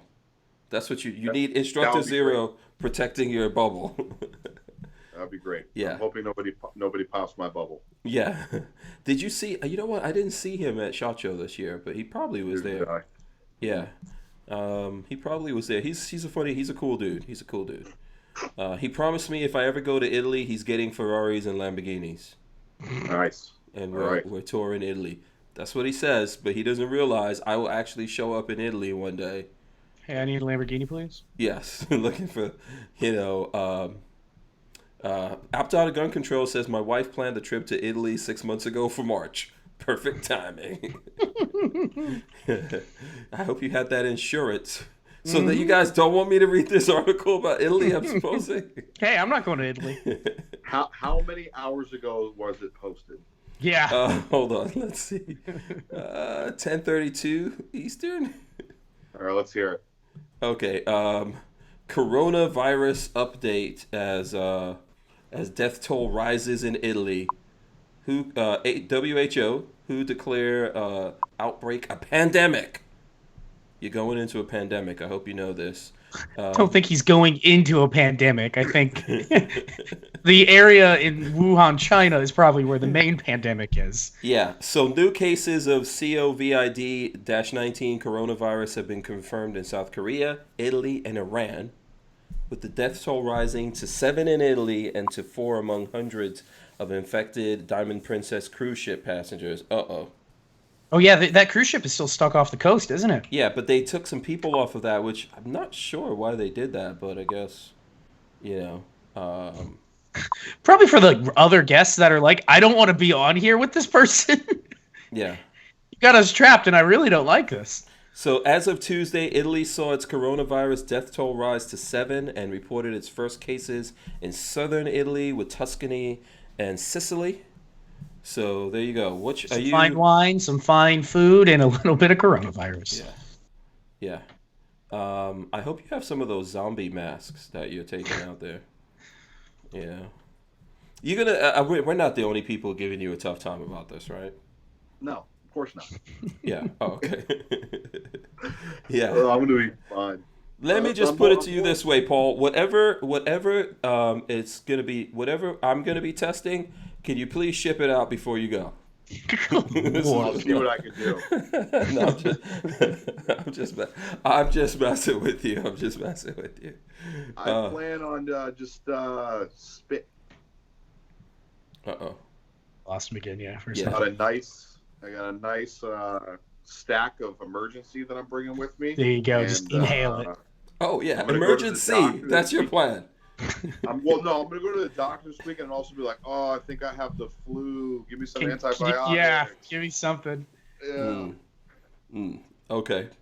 Yeah. Let me ask you this. This is a very important question since we're a gun oriented show here. And by the way, everyone watching us, please smash the thumbs ups. Okay, I want to know what your zombie apocalypse plan is. I live in the desert, dude. Yeah, but okay, you're going to be in Italy. Huh? Oh, that Yeah. zombie Yeah. apocalypse What do you plan? do when you're in Italy and the zombie apocalypse breaks out? I don't know, die. That's your plan? I mean, I don't know any that's gonna be on the fly, my guy. You know, I can't do nothing besides run with it. So I'm hoping there's a gun on the ground. That's about it. That's your get home plan from Italy. I have no get home plan for Italy currently. Oh, I'm okay. winging it. Yeah. Oh, okay. Actually, All right. I take that back. The way I see it is, if I plan on getting home from Italy, I just need to become the most violent person that ever existed. You're all of a sudden gonna become like one of those dudes in the movie. That's how you survive. Yeah. Yeah. Yeah. So, and then I'm sure you have all the dating apps all ready for Italy, right? Italian, yeah. Yeah, that's gonna be. You know, on Tinder, you can change your location beforehand. You know what I'm saying? Yeah, start lighting it up. All the Italian babes in the world. I don't know. Do you really think people will probably be out there living it up in Italy? I'm sure.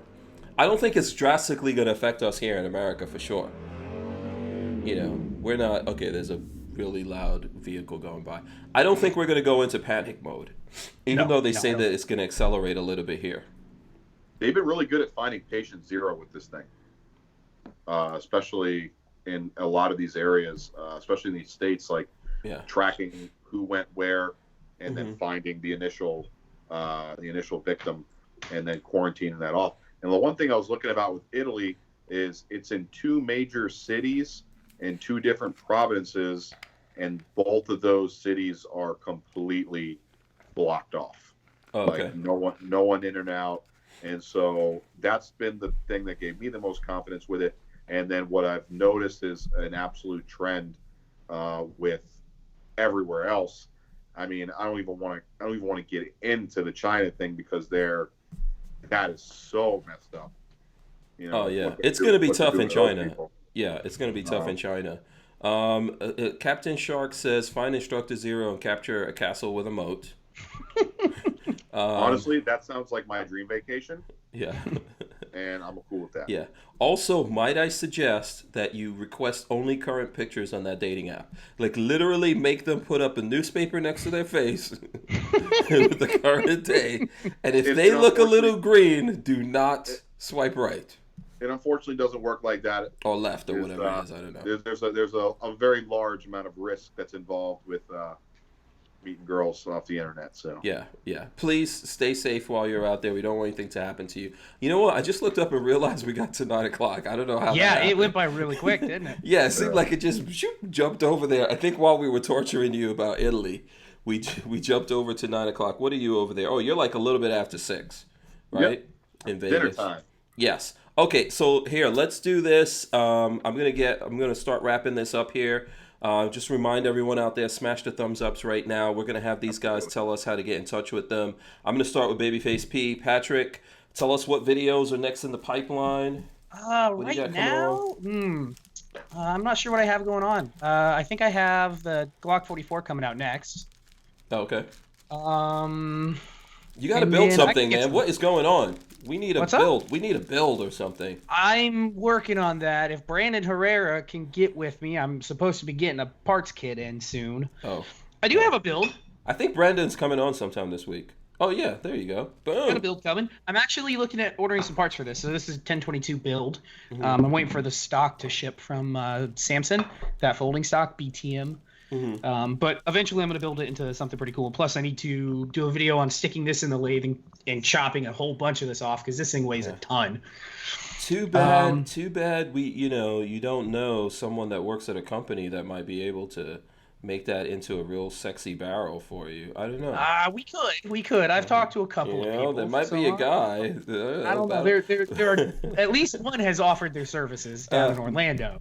Oh, I was gonna say we got a guy right here in Henderson. Do you guys I gotta ask my guy about that. Oh, 10 giant 1022 barrel blank that's turned down because it is super thick. Yeah.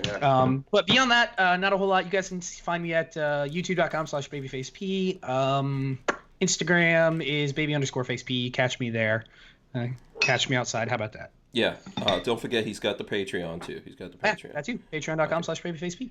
Awesome. All right, Paul. Thanks for coming on. How can the folks out there, if they want to follow up, maybe someone looking at this right now and they're in your area looking for a job, or if they want to find out more about you guys, what can they do?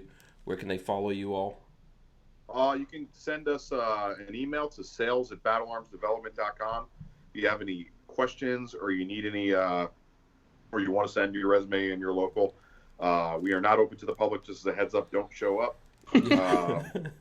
But honestly, I moderate the Instagram. If you guys send me a DM, I'm pretty good at responding to everything pretty fast. If you have any questions about where to buy our products, or how to buy our products, or what's coming and what is available. Our dealer network is growing daily, and our distribution network is too. You should be seeing more of our stuff in your gun stores. We also sell everything off our website, battlearmsdevelopment.com. And again, I'm just a DM away or an email away. No problem answering all that. Yeah, absolutely. I want to thank you for coming on, man. It's actually been a pretty cool conversation. No, this was a bunch of fun. Absolutely. For anyone listening or looking at this, we'll definitely invite Paul to come back on. Maybe we'll do some stuff out on the range. Have you come out and shoot with us, all of that. Do some builds and everything. Oh, look, I'm gonna show off this little. I got this little patch from your buddies at Barnauls. Do you have some patches like this, man? We need to we're actually we're gonna do. I don't have one around here. Yeah. We're gonna do a TUSC scale patch of our rack charging handle. Oh, cool. Oh, I'll nice. get ready for okay. that. Yeah. Yeah. Maybe we'll get some from him. I think you will. We'll sprinkle some out there in the world. So definitely stay tuned. Here's what I'm going to do. I'm going to invite everyone. Go to hankstrange.com. Sign up for our email list. That's the way that you're going to keep in touch with all of this. Everyone stay right there. I'm going to drop the end on everyone. Thumbs up. Subscribe to the channel here. Ring the bell so that you can be notified every time we go live. And once again, do not forget to go to hankstrange.com to keep up with everything. Thank you to Franklin Armory for sponsoring the show. Thank you very much to Paul from Battle Arms Development for coming on the show, as well as Babyface P. Always great. Always great to have him on. He's going to be looking up that AK now. It looks so cool. Yeah, dreaming, waiting for one of those to come out there. Hopefully you'll bring that with you. I don't know. Any last words before I press the button here? Night, everybody. I think that's it, man. Yeah. Stay away from that coronavirus. We are out of here. We'll see you guys. Peace. See you guys.